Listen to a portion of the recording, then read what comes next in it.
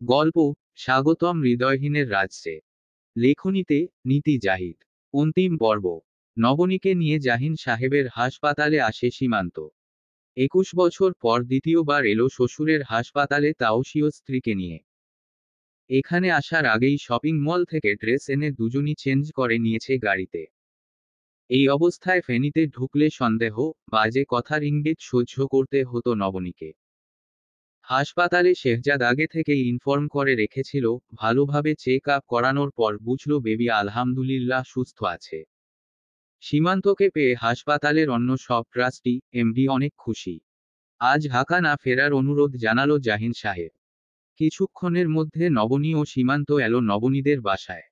সীমান্তকে পাক্কা জামাই লাগছে আজ। বসার ঘরে চুপচাপ বসে আছে, সেখানে নাহিদ, শেহজাদ এবং জাহিন সাহেব টুকটাক কথা বলছে। নবনী ভেতরে রেস্ট নিচ্ছে। নাহিদ ভাইয়ের কাছ থেকে সব জেনে ছুটে এসেছে। কথার মাঝেই শেহজাদ চাচাকে প্রশ্ন করল, চাচু তামান্নার কি রোমানের সাথে যোগাযোগ আছে? আর নাহিদ সাহেব এই নিয়ে বড্ড চিন্তায় আছেন। মেয়ের সাথে তার কথা হয়েছে? চিন্তিত গলায় জানালো, না। আমার মেয়েটার অপরাধ কি বলতে পারিস? এই এক সপ্তাহে কত কি ঘটে গেল ওর জীবনে। স্বামী সন্তান হারা হলো। সীমান্ত মলিন হেসে বলে, মেয়েটা আপনার মতো কঠিন হয়েছে। যে ভালোবাসে তাকে নাকচ করে দিয়েছে। অথচ যাকে বিয়ে করে ভালোবাসতে চেয়েছে সেই পরনারীতে লিপ্ত থাকে। বুঝলাম না স্বামী, ক্লিয়ার করো। এই নামে ডাকবেন না নাহিদ সাহেব। বুশান আপা যাওয়ার পর এই নাম শুনলেই বুকে লাগে। ওকে ডাকলাম না, তুমি কেন এমন নাহিদ সাহেব সম্বোধন করছো? অন্তত আঙ্কেল তো ডাকতেই পারো। সীমান্ত ক্ষীণ হেসে বলে, ঠিক আছে ডাকবো। খুলে বলো কে আমার মেয়েকে ভালোবাসে। ওর হোম টিউটর ছিল, আপনার মনে আছে নিশ্চয়ই। নাম মেহেদি।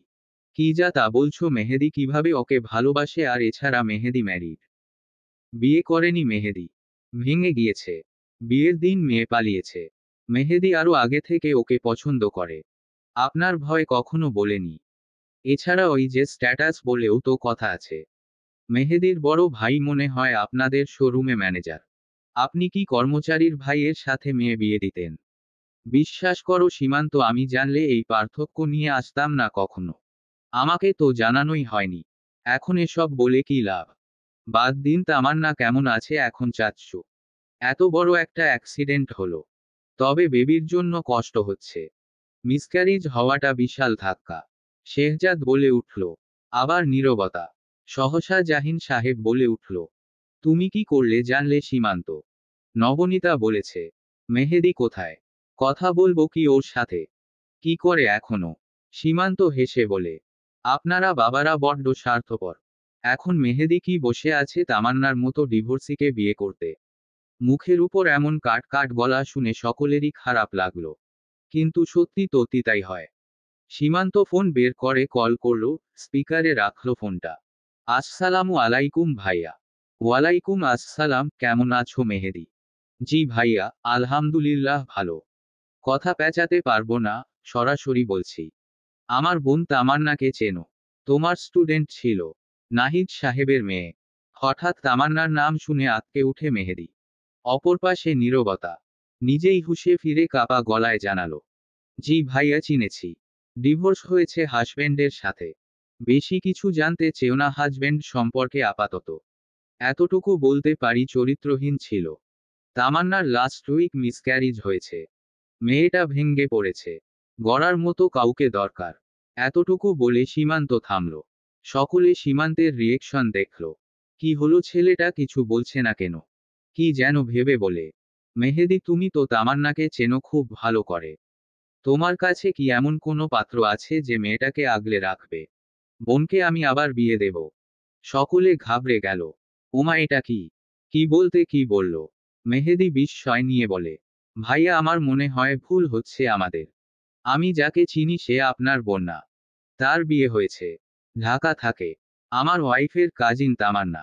নবনীতাকে চেনো? নবনীতা আমার ওয়াইফ। ফেনী এসেছি। দুদিনের মধ্যে বোনের বিয়ে দিতে চাই। এখন বোনের জন্য একটা ভালো পাত্রের খোঁজ দিও তো। আমি আগামীকাল সকাল 8টায় আপনার সাথে দেখা করি ভাইয়া, যদি কিছু মনে না করেন। তুমি কোথায়? ঢাকা। তো কিভাবে পসিবল? এখন বাজে রাত 10টা। আমি রওয়ানা দিচ্ছি। ফোনটা কেটে গেল। সীমান্তের ঠোঁটে কুটিল হাসি। শেহজাদ মুগ্ধ হয়ে সীমান্তের দিকে তাকিয়ে আছে। সীমান্ত লজ্জাজনক ভঙ্গিতে বলে, কি ভাই তাকিয়ে আছেন কেন? বোন কি ফেলনা যে ভিক্ষা দিব? ও এসে হাত জোর করে নিয়ে যাবে। সীমান্ত কায়সারের বোনরা ফেলনা নয়। আপনার বলার টেকনিক থেকে অনেক কিছু শেখার আছে ভাই। জাহিন সাহেব ও নাহিদ মনে মনে খুশি হলো অনেক। চেয়ে রইল বাড়ির মেয়েদের সম্মান বাঁচানো পুরুষটার দিকে। অথচ ছেলেটা নিজের বোনকেই বাঁচাতে পারল না। এই এক সপ্তাহে অনেক ঝড় ঝাপটা গেল বলে। লুঙ্গি পরা সীমান্তকে দেখে নবনী হাঁ করে তাকিয়ে আছে। এমন একটা দৃশ্য চোখের সামনে দেখবে ভাবতেই পারেনি। মাত্রই ঘুম থেকে উঠল। এসেই ক্লান্ত হয়ে ঘুম। অল্প চাটা খাইয়ে দিয়েছিল সুমনা। বাকি দুনিয়ায় কি খবর হলো তার জানা নেই। খাটের পাশে রাখা ওয়ান সিটার সোফায় বসে ফোনে কাজ করছে।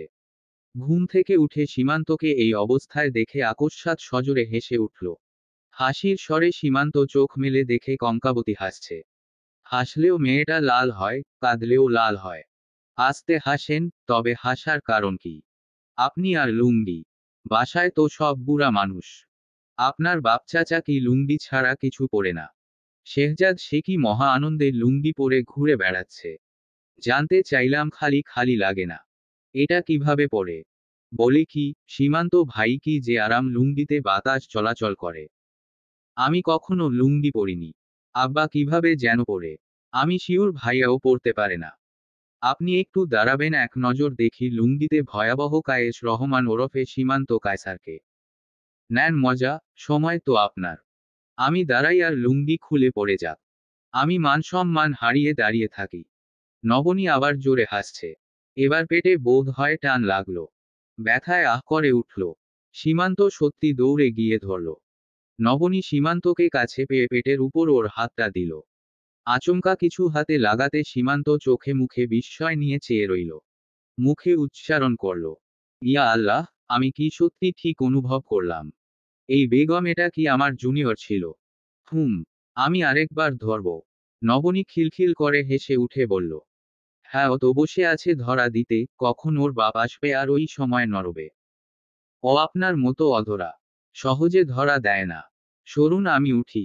আল্লাহ 12টা বাজে। এই না বসুন আমার পাশে। একটা কথা জিজ্ঞেস করি। জুনিয়রের নাম সম্রাট রাখলেন কেন? সম্রাট রাখিনি তো, এমনি ওকে সম্রাট ডাকলাম। বড় হলে তো কারো না কারো সম্রাট হবে, আপনার মতো। তাই ডাকলাম। অনেক নামেই ডাকি ওকে। আমি বুঝি আপনার সম্রাট। সরুন, ঢং কইরেন না। ওর একটা নাম আমি ঠিক করে রেখেছি যেই নামে সবাই ডাকবে। আচ্ছা, তাই নাকি? শুনি কি নাম? যুবরাজ সীমান্ত কায়সার। সীমান্ত নির্বাক। অপলক দৃষ্টিতে অর্ধাঙ্গিনীকে দেখছে। এমন একটা নাম যা এক কথায় অনাগত সন্তানের আগমনী সংকেত দিচ্ছে। জানাচ্ছে কোনো আগাম বার্তা। নিজেই নিজের ঢাল নিয়ে পৃথিবীতে আসছে। নবনী হেসে বলে, হোক না মাফিয়া রাজা, কিন্তু রাজার ছেলে তো।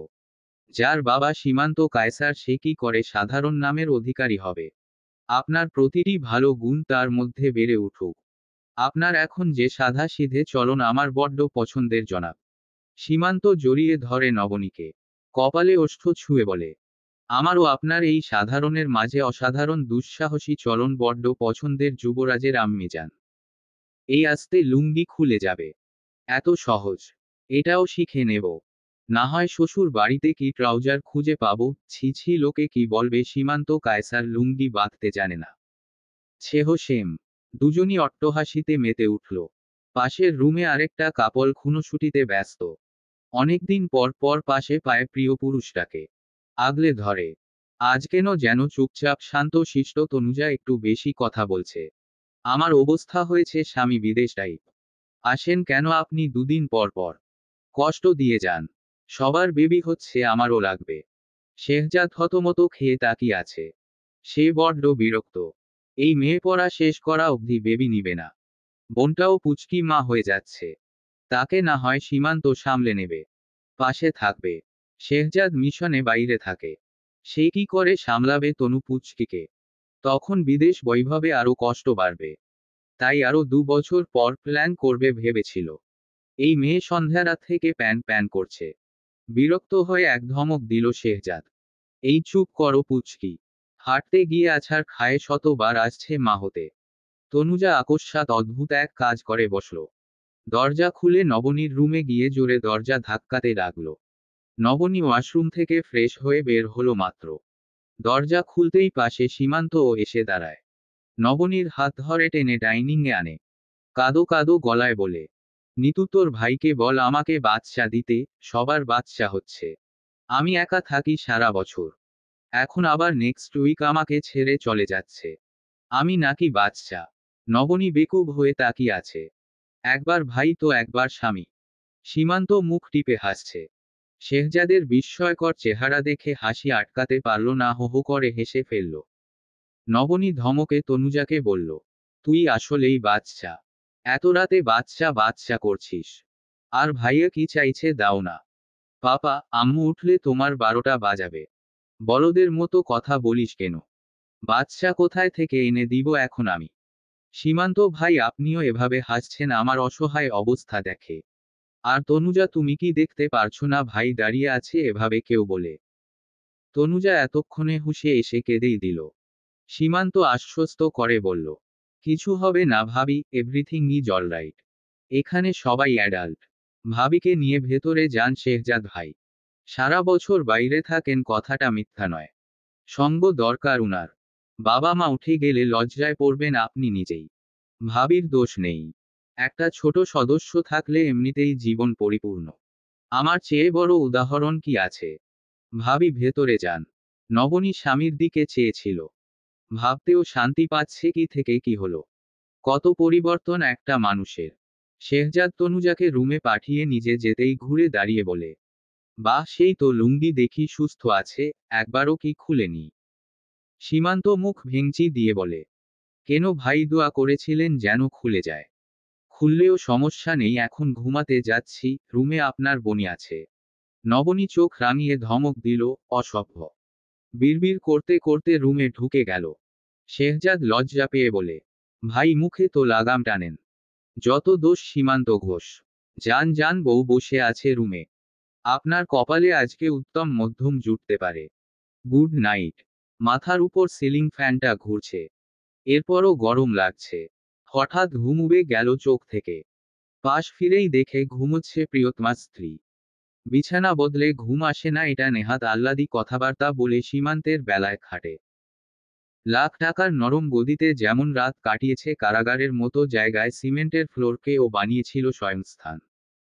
তবে আকস্মাৎ ঘুম ছুটে যাওয়ায় অবাক হল না। চাঁদের টিমটিম আলোর ছটা থাই গ্লাসের পাশে সাদা পর্দা ভেদ করে কিছুটা ফেলছে টাইলসে। ডান হাতটা আনমনেই চলে গেল সহধর্মিনীর পেটের উপর। নড়ে উঠল মেয়েটা। সাথে সাথেই আগলে নিল সীমান্ত। মাথায় হাত বুলিয়ে দিতেই পুনরায় শান্ত হয়ে ঘুমোচ্ছে। গত রাতগুলো দুশ্চিন্তায় কাটাতে কাটাতে আজকেও বোধ হয় ঘুম ছুটে গিয়েছে। সাইড টেবিলের উপর থেকে ফোনটা নিয়ে দেখল ঘড়িতে 5টা 13। ফরের আজান কিছুক্ষণ আগেই হলো। এক গ্লাস পানি দিয়ে গলা ভিজিয়ে ওয়াশরুমে ফ্রেশ হয়ে অজু করে বের হলো। স্রষ্টার কাছে কৃতজ্ঞতা প্রকাশের উৎকৃষ্ট সময়। সালাত শেষে সালাম ফেরাতেই দেখে নবনী তাকিয়ে আছে। ভ্রু কুঁচকে ফেলল। মুখে দোয়া পড়তে পড়তেই ফু দিল সহধর্মিনীকে এবং নিজের গায়েও। নবনী মুচকি মুচকি হাসছে। উঠে বসতে চাইলে সীমান্ত ধরে বসালো। নামাজ আদায় করতে চাইলে ওয়াশরুম পর্যন্ত এগিয়ে দিয়ে নিয়ে আসলো। নামাজ আদায় করে আবার পুনরায় খাটে এসে সীমান্তের পাশে গা ঘেঁষে বসল। তাসবিহ পড়ছে এখনো ঠোঁটের কোণায় সেই হাসি। সীমান্ত এবার কৌতূহল দমাতে না পেরে জিজ্ঞেস করল, রানী সাহেবা তখন থেকে দেখছি মিটমিট করে হাসছে। হাসি ভালো জিনিস। আপনি হাসলে আমার সন্তানও হাসবে। কিন্তু আমার দিকে তাকিয়ে কেন হাসছেন বলবেন কৃপা করে? নবনী মুচকি হেসে মাথা নেড়ে বলে, দেখছিলাম একটা মানুষ কিভাবে পাক্কা শয়তানের রূপ থেকে পরিবর্তিত হয়ে এত শুদ্ধ হয়। মানুষ খুনও করা তো নেশা ছিল আপনার। এখন দেখি আমার আগে উঠে সালাতও আদায় করছেন। সীমান্ত কিছুটা প্রসন্ন হাসলেন। হেসে বললেন, তখন পেরেছি, এখন হাত কাঁপবে। তাই তো আপনাকে উদ্ধারের জন্য সবার সাহায্য নিয়েছি কিন্তু নিজ হাতে অস্ত্র তোলার মতো সাহস করিনি। এখন তো মনে হয় মশা মারার আগেও ভাববো মশার পরিবার আছে। নবনী কথা ঘুরায়। সীমান্তের উদাসীনতা দেখে বলল, প্রেম করতে ইচ্ছে করে আপনার সাথে। সীমান্ত হাসে, তো করুন না। কে আটকে রেখেছে? কিভাবে? আপনি প্রেমের মানে বুঝেন? কে আরও নিরামিষ ছিল? সীমান্ত কায়সার তো আরও নিরামিষ। স্ত্রীর অভিযোগের খাতার পৃষ্ঠা অফুরন্ত, কিন্তু কলমের কালি শেষ। সীমান্ত বুঝতে পেরেছে। মাথায় হাত বুলিয়ে শান্ত দৃষ্টিতে তাকায় মায়াবতীর দিকে। রানী সাহেবা, আমার দ্বারা প্রেমটা বোধ হয় হবে না। আমি অনেক কিছুই পারি না। ভালোবাসতে পারি, কিন্তু প্রকাশ করতে পারি না। ভেতরের মনটা কেমন যেন পাথর পাথর। অন্যদের মতো হাসি ঠাট্টা করতে পারি না আপনার সাথে। যদি প্রেম শিখাই, সাদরে শিক্ষা গ্রহণ করব। এই প্রেমে আমার প্রচণ্ড অ্যালার্জি ছিল জানেন। রূপসাকে যে কি পরিমাণ অপমান করেছি। মেয়েটা দুবার নাকি মরতে চেয়েছিল, পাত্তাই দিইনি। অবশ্য ও তো আমার মোহে পড়েছে। আপনার মোহে তো আমিও পড়েছি।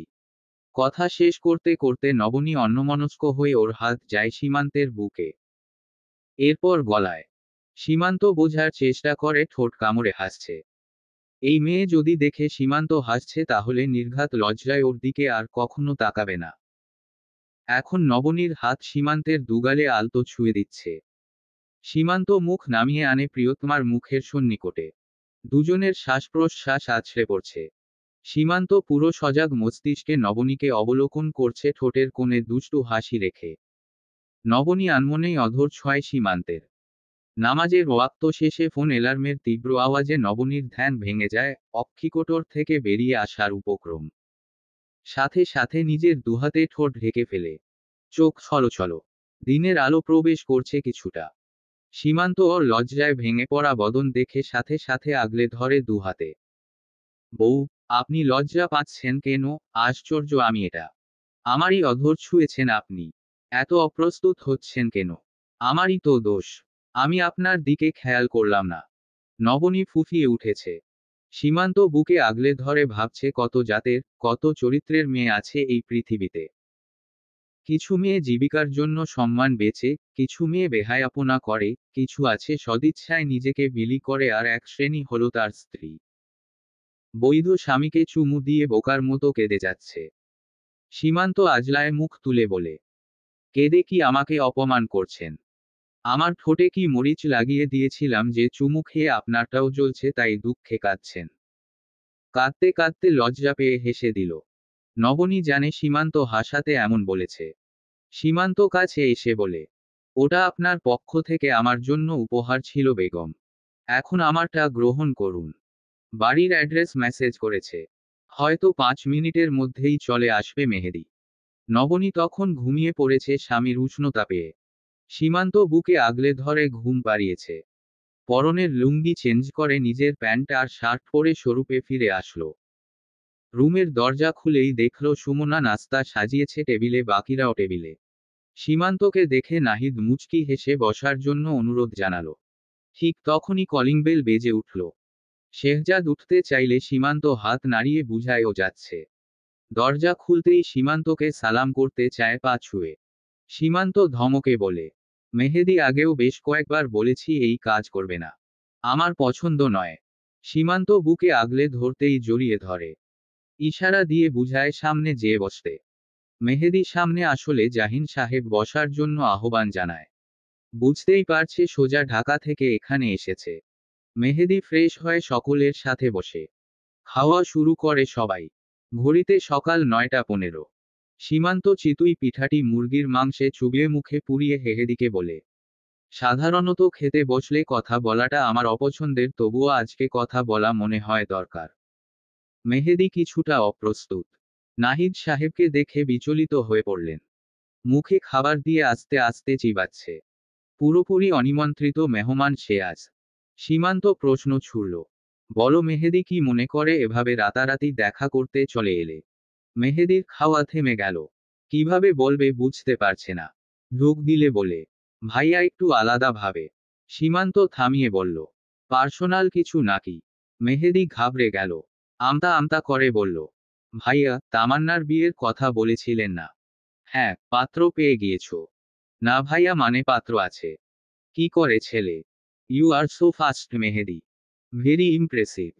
এদের কথাবার্তা শুনে টেবিলে বাকিরা থতমত খেয়ে গেল। সীমান্ত আবার তাড়া দিল। এবার মেহেদী দম নিয়ে বলে, ভাইয়া আমি তামান্নাকে বিয়ে করতে চাই। সীমান্ত ভ্রু কুঁচকে তাকালো। ভাবলেশহীন ভাবে বলল, তামান্না ডিভোর্সি বলে দয়া দেখাতে এসেছো, নাকি ওর জন্য পাত্রের অভাব হবে? মেহেদী হতবাক। এমন কথা সে কখনো ভাবেনি। সে তো তামান্নাকে ভালোবাসে। নাহিদের দিকে তাকাতেই নাহিদের চোখেও বিস্ময় দেখল। সীমান্ত কাল বিলম্ব না করে বলে, প্রশ্নের উত্তর দাও। কি করো তুমি? স্যালারি কত? আপনি তো জানেন একটা বেসরকারি বিশ্ববিদ্যালয়ে আছি লেকচারার হিসেবে। স্যালারি 35,000।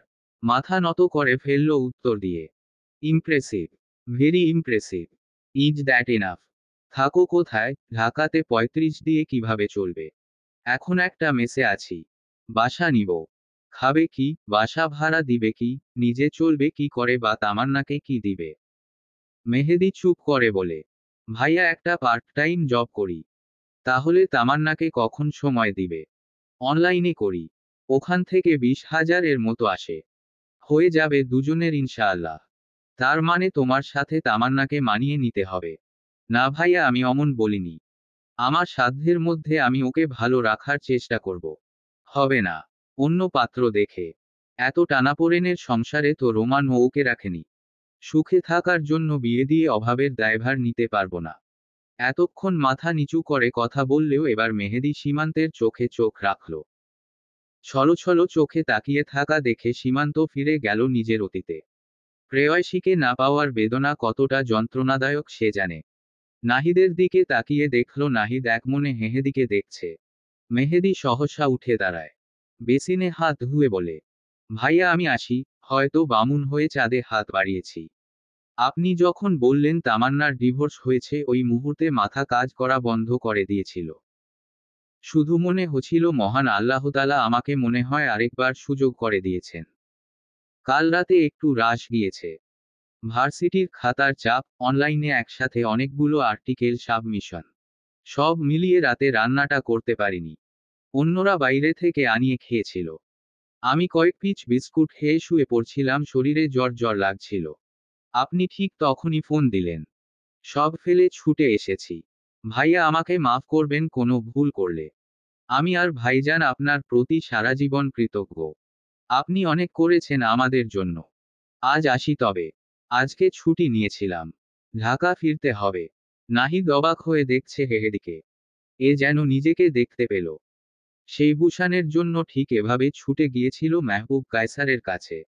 আজ যদি মেহেদীকে প্রত্যাখ্যান করে তবে বড্ড অন্যায় করা হবে। তফাতে থাকবে না দুজনের মধ্যে। সীমান্ত আনমনে খাচ্ছে। নাহিদ তখন তনুজাকে বলল, তনু মা, আম্মুকে ফোন দিয়ে বলো আপুকে নিয়ে বড় আব্বুর বাসায় আসতে, আব্বু তাড়াতাড়ি আসতে বলেছে। সকলে নাহিদের দিকে তাকায়। নাহিদ মেহেদীর দিকে তাকিয়ে বলে, ক্যাশ কত আছে পকেটে? মেহেদী কথার আগাগোড়া কিছু না বুঝে পকেট থেকে ওয়ালেট বের করল, দেখে 3,000 টাকা আছে। সীমান্ত মুচকি হেসে বলে, বিকাশ বা অ্যাকাউন্ট থেকে এখন কত তুলতে পারবে যদি আর্জেন্ট বলি? ধরো কাউকে দিবে মন থেকে। মেহেদী ভেবে বলে, ভাইয়া ব্যাংকে আপাতত 1 লাখ আছে। বিকাশে 10 আছে। মানুষটাকে ডিপেন্ড করে।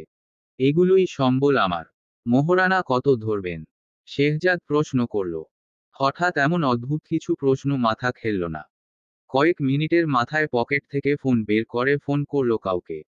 নবীন ভাই, আমার গত 2 মাসের পেমেন্টটা পাঠাতে পারবেন এখন? হ্যাঁ পারবো, এখনই লাগবে। ব্যাংকে যেতে সময় লাগবে তো। তাড়াতাড়ি যান প্লিজ ভাই, আর্জেন্ট। ওকে। মেহেদী সবার দিকে তাকিয়ে বলে, ইনস্ট্যান্ট আমি 1.5 লাখের বেশি ম্যানেজ করতে পারবো না বোধ হয়। জাহিন সাহেব হেসে বলে, আলহামদুলিল্লাহ তাতেই চলবে। শেহজাদ সীমান্ত বের হও, নতুন জামাইকে নিয়ে শপিং করে দাও। এই পোশাকে তো আর বিয়েতে বসা যায় না। নবনী এতক্ষণ রুমের পাশে দরজায় দাঁড়িয়ে সব শুনল।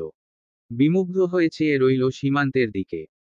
কত সহজে সব সমাধান করে দেয়, অথচ নিজের জীবনটাই মাঝে মাঝে ধাঁধায় ফেলে দেয়। বিকেলের মধ্যেই বিয়ে হয়ে গেল তামান্না এবং মেহেদীর। তামান্নার অপছন্দের তালিকায় কখনোই ছিল না মেহেদী, কিন্তু স্যার ওকে পছন্দ করে সেই কথা বাবাকে কিভাবে জানাবে ভেবে কখনো সম্পর্কে জড়ায়নি। স্যারের ভদ্রতা বরাবরই তাকে মুগ্ধ করেছিল। আগে সুস্থ হয়ে স্বাভাবিক জীবনে ফিরে আসতে মেহেদী অনুরোধ করেছে। বন্ধুর মতো সবকিছু সামলে নেবে জানিয়েছে। আজ তামান্নার মনে হচ্ছে বুক থেকে পাথর সরে গিয়েছে। এতদিন একটা পাপের সাথে সংসার করেছে। আল্লাহর কাছে দুহাত তুলে শুকরিয়া আদায় করল তামান্না। আজ বড় আব্বুর বাসায় সবাই থেকে গেল। বিয়েটাও এই বাড়িতেই হয়েছে। মেহেদীর ভাই নাজমুলও এসেছিল পরিবার নিয়ে। আগামীকাল তামান্নাকে শ্বশুরবাড়ি ঘুরিয়ে নিয়ে আসবে মেহেদী। ভাবনার মাঝে মেহেদীর ডাকে সৎবিত পেয়ে তাকালো। জি স্যার। মেহেদী হেসে পাশে বসে বলে। স্যারই ডাকবে। মাথা নত তামান্নার। একটু তো সময় লাগবে। ঠিক আছে, সময় নাও, সুস্থ হও। তুমি সুস্থ থাকলেই আমি খুশি। টুকটাক গল্পে রাত কেটে গেল নতুন কপোতক্পতির। অনুষ্ঠান শেষ হলেই নবনী নিজ থেকে ঢাকা ফিরতে চায়। লিয়ানার জন্য মন ছটফট করছিল। সীমান্ত ও নবনী সবার থেকে বিদায় নিয়ে রওনা হয় ঢাকার উদ্দেশ্যে। ঢাকা ফিরেই সকলের সাথে দেখা করে রুমে এসে বিশ্রাম নিল নবনী। চেহারা দেখেই বোঝা যাচ্ছে ভালো কিছু ভাবছেন। মিটিমিটি হাসছেন। ভাবনায় কি আমি? সীমান্তের প্রশ্নে নবনী চোখ তুলে তাকিয়ে বলে। না, আমার যুবরাজ। আর আমি? আমার মনে, হৃদয়ে। আপনার জুনিয়রের মা হিসেবে নতুন পরিচয় দেওয়ার জন্য আপনাকে শুকরিয়া এই হৃদয়রানীর হৃদমহলে। আর আপনাকে স্বাগতম হৃদয়হীনের রাজ্যে রানী সাহেবা। এখন আপনি হৃদয়হীন নন, বরং নমনীয় হৃদয়ের রাজা, যে আগলে রাখে স্ত্রী সন্তানদের। সীমান্ত বিস্মিত হয়ে প্রশ্ন করল। সন্তানদের মানে? বড় ছেলে শাহনেওয়াজ সীমান্ত, ছোট ছেলে যুবরাজ। সীমান্ত বিস্মিত হয়ে তাকায় নবনীর দিকে। নবনী মৃদু হেসে বলে। আমি মিশকাতের ন্যাশনাল আইডি কার্ড দেখেছি। ওখানে লেখা ছিল শাহনেওয়াজ সীমান্ত মিশকাত। ওর চাচু সজীব ভাই কিছুটা বলেছে, বাকিটা আপনার মুখ থেকে শুনতে চাই। সীমান্ত খাটে বসে হতাশা ভরা নিঃশ্বাস ফেলে বলে। শাহনেওয়াজের মায়ের নাম রওশন আরা ছিল। আমি যখন পাকিস্তান গিয়েছিলাম একটা ডিলের জন্য, সেখানে প্রথম ওর মায়ের সাথে দেখা হয়। ওর মা ছিল বাইজি। বাইজি কি তো বুঝেন নিশ্চয়ই। ছেলেটার পিতৃ পরিচয় দিতে পারেনি। বুঝতেই পারছেন কেমন ওদের জীবন। কোনো এক ধনী মালিক ওর মাকে ভালোবাসার ফাঁদে ফেলে ধোঁকা দিয়ে বিয়ে করেছিল। এরপর শাহনেওয়াজকে একা মানুষ করেছে। পাকিস্তানের মেয়েগুলো দালালের কাছে পাঠাতে গিয়ে ধরা পড়ে আমার কাছে। বাধ্য হয়ে ছেলের সুন্দর ভবিষ্যতের জন্য এই কাজ করে জানিয়েছেন। শাহনেওয়াজ একটা এতিমখানায় তখন বড় হচ্ছিল। পরে ওদের মধ্যে ঝামেলার কারণে মেরে ফেলে রওশন আরাকে। শাহনেওয়াজ ওর মাকে দেখেনি। ইভেন ও জানেও না ওর মা বেঁচে ছিল। জন্মের সময় মারা গিয়েছিল জানে। নিজেকে আড়ালে রেখেছে ছেলে থেকে। আমি ওর মা মারা যাওয়ার সময় সামনে ছিলাম। পাকিস্তানে আমার এক ক্লায়েন্ট ছিল আসাদ। ওই আমাকে প্রথম জানায় রওশন আরা হাসপাতালে আমার সাথে দেখা করতে যায়। মৃত্যুর সময় কথা দিয়েছিলাম শাহনেওয়াজকে আমার পরিচয় বড় করব। তবে ওর মায়ের প্রতি শ্রদ্ধা রেখেই নিজের নাম বলে শাহনেওয়াজ রওশন। আইনজনিত সব কিছুতে শাহনেওয়াজ সীমান্ত লিখা। I'm proud of you superman. My hero. যাক, বুক থেকে আজ অনেক বড় একটা দুশ্চিন্তা সরে গেল। আর শাহনেওয়াজকে আড়ালে রাখতে হবে না। বাড়ি ভর্তি আত্মীয় স্বজন। লিয়ানার বিয়ে। ধুমধাম বিয়ে, কোনো কালেই কায়সার কানুনে হয়নি। এবারও না। নিজেরাই। সময় গড়িয়ে নবনীর ডেলিভারির ডেট ঘনিয়ে এসেছে। মিশকাত সুস্থ হওয়ার জন্য সবাই অপেক্ষা করেছিল। এক্সিডেন্টে ব্যথা পেয়েছে। বধূবেশে লিয়ানাকে বড্ড সুন্দর লাগছে। এত কিছুর মাঝে সবচেয়ে বড় ভুলটা করে ফেলেছে সীমান্ত। ন্যাশনাল আইডি কার্ড পরিবর্তন না করে এখন সেই অনুযায়ী কাবিনে নাম লিখতে হবে শাহনেওয়াজ সীমান্ত। কাজী বসে আছে ড্রয়িং রুমে। নাম পরিবর্তন করা যাবে না, কিন্তু এই নাম লিখতে গেলে যে সবার কাছে এই তথ্য গোপন রাখা যাবে না সেটাও বুঝতে পারছে। শাহনেওয়াজকেও এই কথা জানানো যাবে না। ছেলেটা অসহায় বোধ করবে। লজ্জা পাবে। সীমান্ত সজীব, ফয়সাল, জহির এবং আসলামকে ডেকে বলে মেহমানদের ব্যস্ত রাখতে। খাবার টেবিলে বসিয়ে দিতে। বিয়ে পোড়ানোর সময় খুব কাছের মানুষ ছাড়া কেউ যেন না থাকে। যেমন কাজ তেমনই হলো। শাহনেওয়াজ আজ সাদা শেরওয়ানি পরেছে। বেশ সুদর্শন লাগছে দেখতে। সীমান্ত কাছে আসতেই উঠে দাঁড়ায় শাহনেওয়াজ। একটু থমকে দেখে। সেই ছোট্ট শাহনেওয়াজ। ফাদার ফাদার করে কাঁধে উঠে যেত। আজ সেই ছোট্ট ছেলেটার বিয়ে। ড্রয়িং রুমে সব পুরুষরা উপস্থিত আছে। মেহবুব সাহেব, সাফাত, সজীব, ফয়সাল, লিয়ানার মামারা, সীমান্তের মামা এবং খালুরা দাঁড়িয়ে আছে। মহিলারা দরজার পাশে দাঁড়িয়ে। শাহনেওয়াজ মাথা নামিয়ে বসে আছে। সাফাত বলল, যেহেতু শাহনেওয়ানের বাবা কিছুদিন আগে গত হয়েছেন, তাহলে সজীব ভাই আপনি অভিভাবকের দায়িত্বটা নিন। সীমান্ত শাহনেওয়াজের মলিন মুখের দিকে তাকিয়ে বলে, কাজী সাহেব বিয়ে পড়ান। সজীবকে ইশারা দিতেই সরে গেল।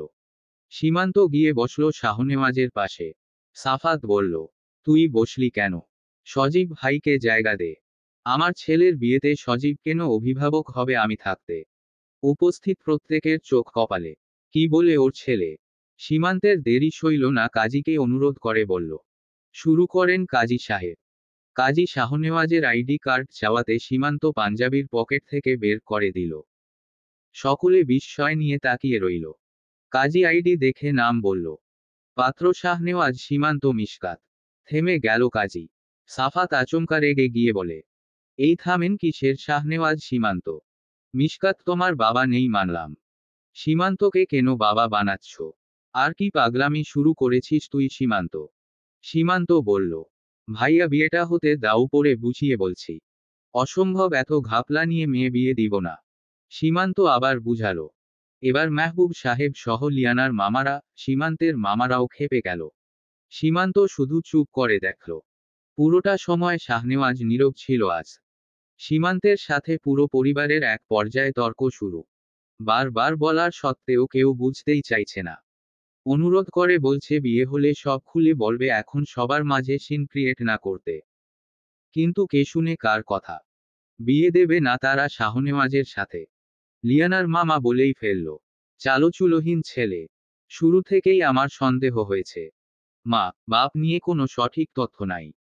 শাহনেওয়াজের গাল বেয়ে দু ফোঁটা অশ্রু পড়ল। সীমান্তের নজর যেতেই হাত ধরে টেনে দাঁড় করিয়ে কষে এক চড় মারল শাহনেওয়াজের গালে। এই প্রথম সীমান্ত শাহনেওয়াজের গায়ে হাত তুলেছে। পুরো লিভিং রুম স্তব্ধ। সীমান্ত নিয়ন্ত্রণ হারিয়ে চেঁচিয়ে বলল, তোর আমাকে চালচুলোহীন মনে হয়েছে? এই শিখিয়েছি তোকে আমি? কাপুরুষের মতো চোখের পানি ফেলছিস কেন? আমারই দোষ, ব্যর্থ আমি। বাঘের বাচ্চা হয়ে বিড়ালের থাবায় কাঁদিস তুই। তোর বিয়ে করতে হবে না। উঠো, আমি তোর ভালো জায়গায় বিয়ে দেব। আসলে এই কায়সার কানুনেরই সমস্যা, বুঝছোস? এই বাড়িতে সুস্থ মানুষ বাস করে না। ঘটনা না বুঝে হাউ কাউ শুরু করে দেয়। আর এক একজনের সাহস দেখে অবাক হই আমি। আমার ছেলেকে না বলে দিব না বিয়ে। যা শালা, কি করবি কর। আমি এখনই আমার বউ বাচ্চা নিয়ে বের হব এই বাড়ি থেকে। সীমান্ত হাত ধরে টান দিল শাহনেওয়াজের। শাহনেওয়াজ এতক্ষণে মুখ খুলে ডাকল, ফাদার। থাক না, বাদ দিন।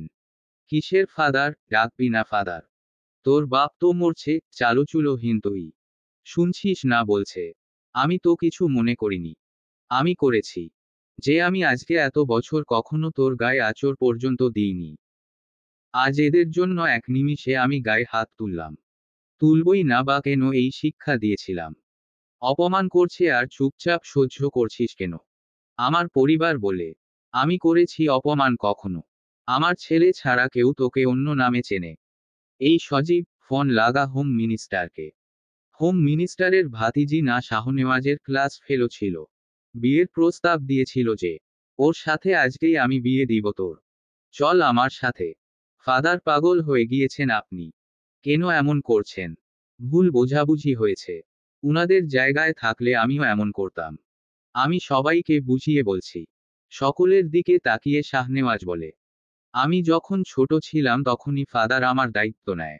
আমার বয়স তখন 13। আমার লাইফে ফাদার ছাড়া আর কেউ নেই। আমার সবকিছু ফাদারকে ঘিরে। সীমান্ত আবার রেগে ধমকে বলে, আমি তোকে বলেছি এদের কৈফিয়ত দিতে। বলিনি তো তাহলে? তুই কি উঠবি এখান থেকে, নাকি আমি কিছু একটা ঝামেলা করব? মেহবুব সাহেব হতবাক হয়ে ছেলেকে বললেন, সীমান্ত, তুমি এই ছেলের দায়িত্ব নিয়েছো, কখনো বলনি তো? আব্বা, আমি জীবনে কয়টা কাজ বলে করেছি? অনেকেরই দায়িত্ব নিয়েছি। কিন্তু ছেলে হিসেবে শুধু শাহনেওয়াজেরই নিয়েছি। আমি চিনি আমার ছেলেকে, তাই তলিয়া আম্মাকে চেয়েছিলাম ওর হাতে তুলে দিতে। আপনাদের জ্ঞাতার্থে জানাতে হচ্ছে আপনারা যাকে চালচুলোহীন বললেন সে মোটেও চালচুলোহীন নয়। তার দুটো পরিচয়, সে আমার ছেলে এবং অন্যটা সে বাংলাদেশ প্রতিরক্ষা বাহিনীর সদস্য। লিয়ানার মামা বলে উঠল, সেনাবাহিনী? সেনাবাহিনী না বিমান বাহিনী? এত কথা জেনে লাভ নেই। আমি ছেলে এই বাড়ির মেয়ের সাথে বিয়ে দিব না। সীমান্ত খেপেছে, সবাই বুঝতে পারছিল পুরো ব্যাপারটা এখনো ধোঁয়াশা। রাজিয়াকে ধমকে বলল নবনীকে ডেকে আনতে। এরপর নবনীকে সবার সামনে টেনে নিয়ে এসে বলল, সব শুনেছেন না? যাবেন আমাদের সাথে? শাহনেওয়াজকে নিয়ে কোনো সমস্যা আছে? নবনী দুপাশে মাথা নেড়ে বলে, চলুন, এই বাড়ির প্রতিটা দেয়ালেই সমস্যা। আত্ম অহংকার অনেক বেশি। বুসান আপার সময়ও একই সমস্যা ছিল, আজও আছে। শাহনেওয়াজ যেহেতু আপনার ছেলে, আমারও ছেলে। আমার সমস্যা নেই। অদ্ভুতভাবে মেহবুব সাহেব ডাকার পর পেছনে ফিরলেন না। সত্যিই বিয়ে ভেঙে যাচ্ছিল। লিয়ানা পেছনে থেকে দৌড়ে এসে চাচাকে জড়িয়ে ধরল। ও চাচ্ছু, যেও না, মণিমা যেও না। আম্মা, আমি আপনার ভালো চেয়েছিলাম, আমার কাছে রেখে দিতাম। আমার ছেলে মেয়েগুলো নিয়ে ভালো থাকতে চেয়েছিলাম। এই বাড়ির মানুষগুলো সব স্বার্থপর।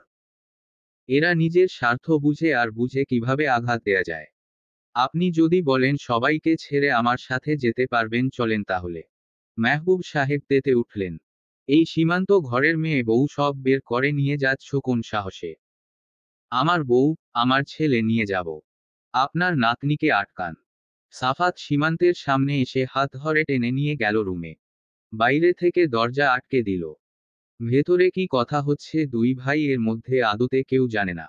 ভাঙচুরের আওয়াজ শোনা যাচ্ছে। কিছুক্ষণ পর বের হলো। সাফাত এসে আদেশ দিল লিয়ানাকে ভেতরে নিতে। শাহনেওয়াজের কাঁধে হাত দিয়ে বলল, চল বাবা। সাফাতের বাবা সম্বোধনে মন থেকে খুশি হলো। নিজের মানুষগুলোর ডাক এত আপন আগে কখনো বুঝেনি। এক ফাদারই তার সব ছিল। আজ অনেকগুলো আপন মানুষ পাচ্ছে। শাহনেওয়াজ পেছনে ফাদারের দিকে তাকায়। মুখ গুমরা করে দাঁড়িয়ে আছে। কাজী বিয়ে পড়ানো শুরু করলো। লিয়ানার কাছ থেকে কবুল শুনে এসে শাহনেওয়াজের পাশে বসল। সীমান্ত কায়সার রহমানের বড়পুত্র শাহনেওয়াজ সীমান্ত 10 লাখ টাকা কাবিনে সাফাত কায়সারের একমাত্র কন্যা লিয়ানা সাফাত কায়সারের সাথে বিবাহ বন্ধনে আবদ্ধ হতে রাজি আছেন। বলুন কবুল। শাহনেওয়াজ সীমান্তের দিকে তাকালো। সীমান্ত এগিয়ে গিয়ে ছেলের পাশে বসে হাত রাখলেন। চোখ দিয়ে সায় দিল। শাহনেওয়াজ সম্মতি পেয়ে মিষ্টি হেসে এক শ্বাসে বলে ফেলল, কবুল, কবুল, কবুল। সীমান্ত দাঁড়িয়ে দুহাতে ছেলেকে জড়িয়ে ধরলেন। মুখে সেই হাসি। সীমান্ত কানের কাছে আস্তে করে বলে, এখনো ফাদার ডাকবেন? চাচ্চু ডাকব না। চাচ্চু আমি শুনতেও চাই না। বাবা ডাকবি বেটা। কপালে স্নেহের চুমু খেলো। ছেলেকে ছেড়ে দিয়ে সোফায় চুপচাপ বসল। মনে পড়ে গেল রওশন আরার বলা শেষ কথা, মেরি বাচ্চি को आपकी पास रखना मालिक, मेरी अमानत है भ। उसको कभी अकेला मत होने देना। मैंने आपकी भरोसे में रख के चेनो ने आखिरी सांस लेती हो। আল্লাহ আপকি ভালা কারে। বাবা। শাহনেওয়াজের ডাকে সম্বিত পায় সীমান্ত। দু একজন মানুষ ছাড়া বাকিরা অসন্তোষ। লিয়ানা এসে সীমান্তের পা ছুলো আজ। সীমান্ত কিছু বলার আগেই একই কাজ শাহনেওয়াজও করল। দুজনকে বুকে টেনে নিল। লিয়ানার মামার দিকে তাকিয়ে বলে, ওপেন চ্যালেঞ্জ সাইফুল সাহেব, আপনি গোটা রাজ্য খুঁজলেও আমার শাহনেওয়াজ বেটার মতো দ্বিতীয় কাউকে পাবেন না। ঠোঁটের কোণে ক্রূর হাসি। সত্যিই অসম্ভব। সব রকমের পরিচয় গোপন রেখে বিয়ে করেছে। হাসপাতালের করিডোরে পায়চারি করছে পরিবারের সবাই। সীমান্ত ভেতরে।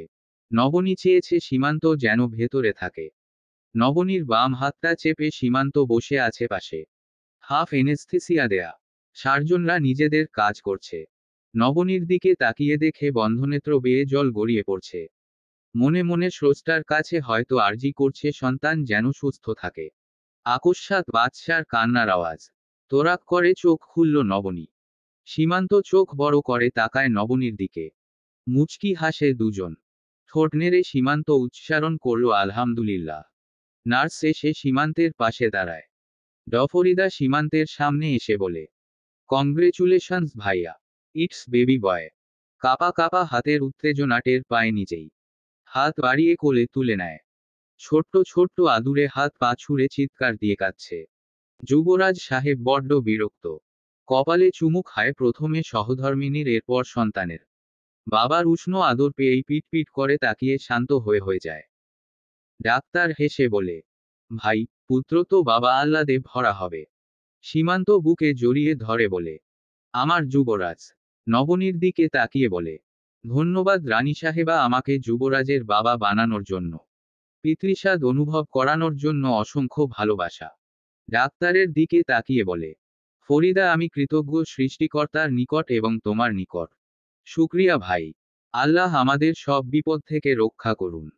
সিস্টারের সহযোগিতায় একবার সন্তানকে দেখে নবনী স্বস্তির নিঃশ্বাস নিয়ে বলে, আলহামদুলিল্লাহ, আমি সফল যুবরাজের বাবা।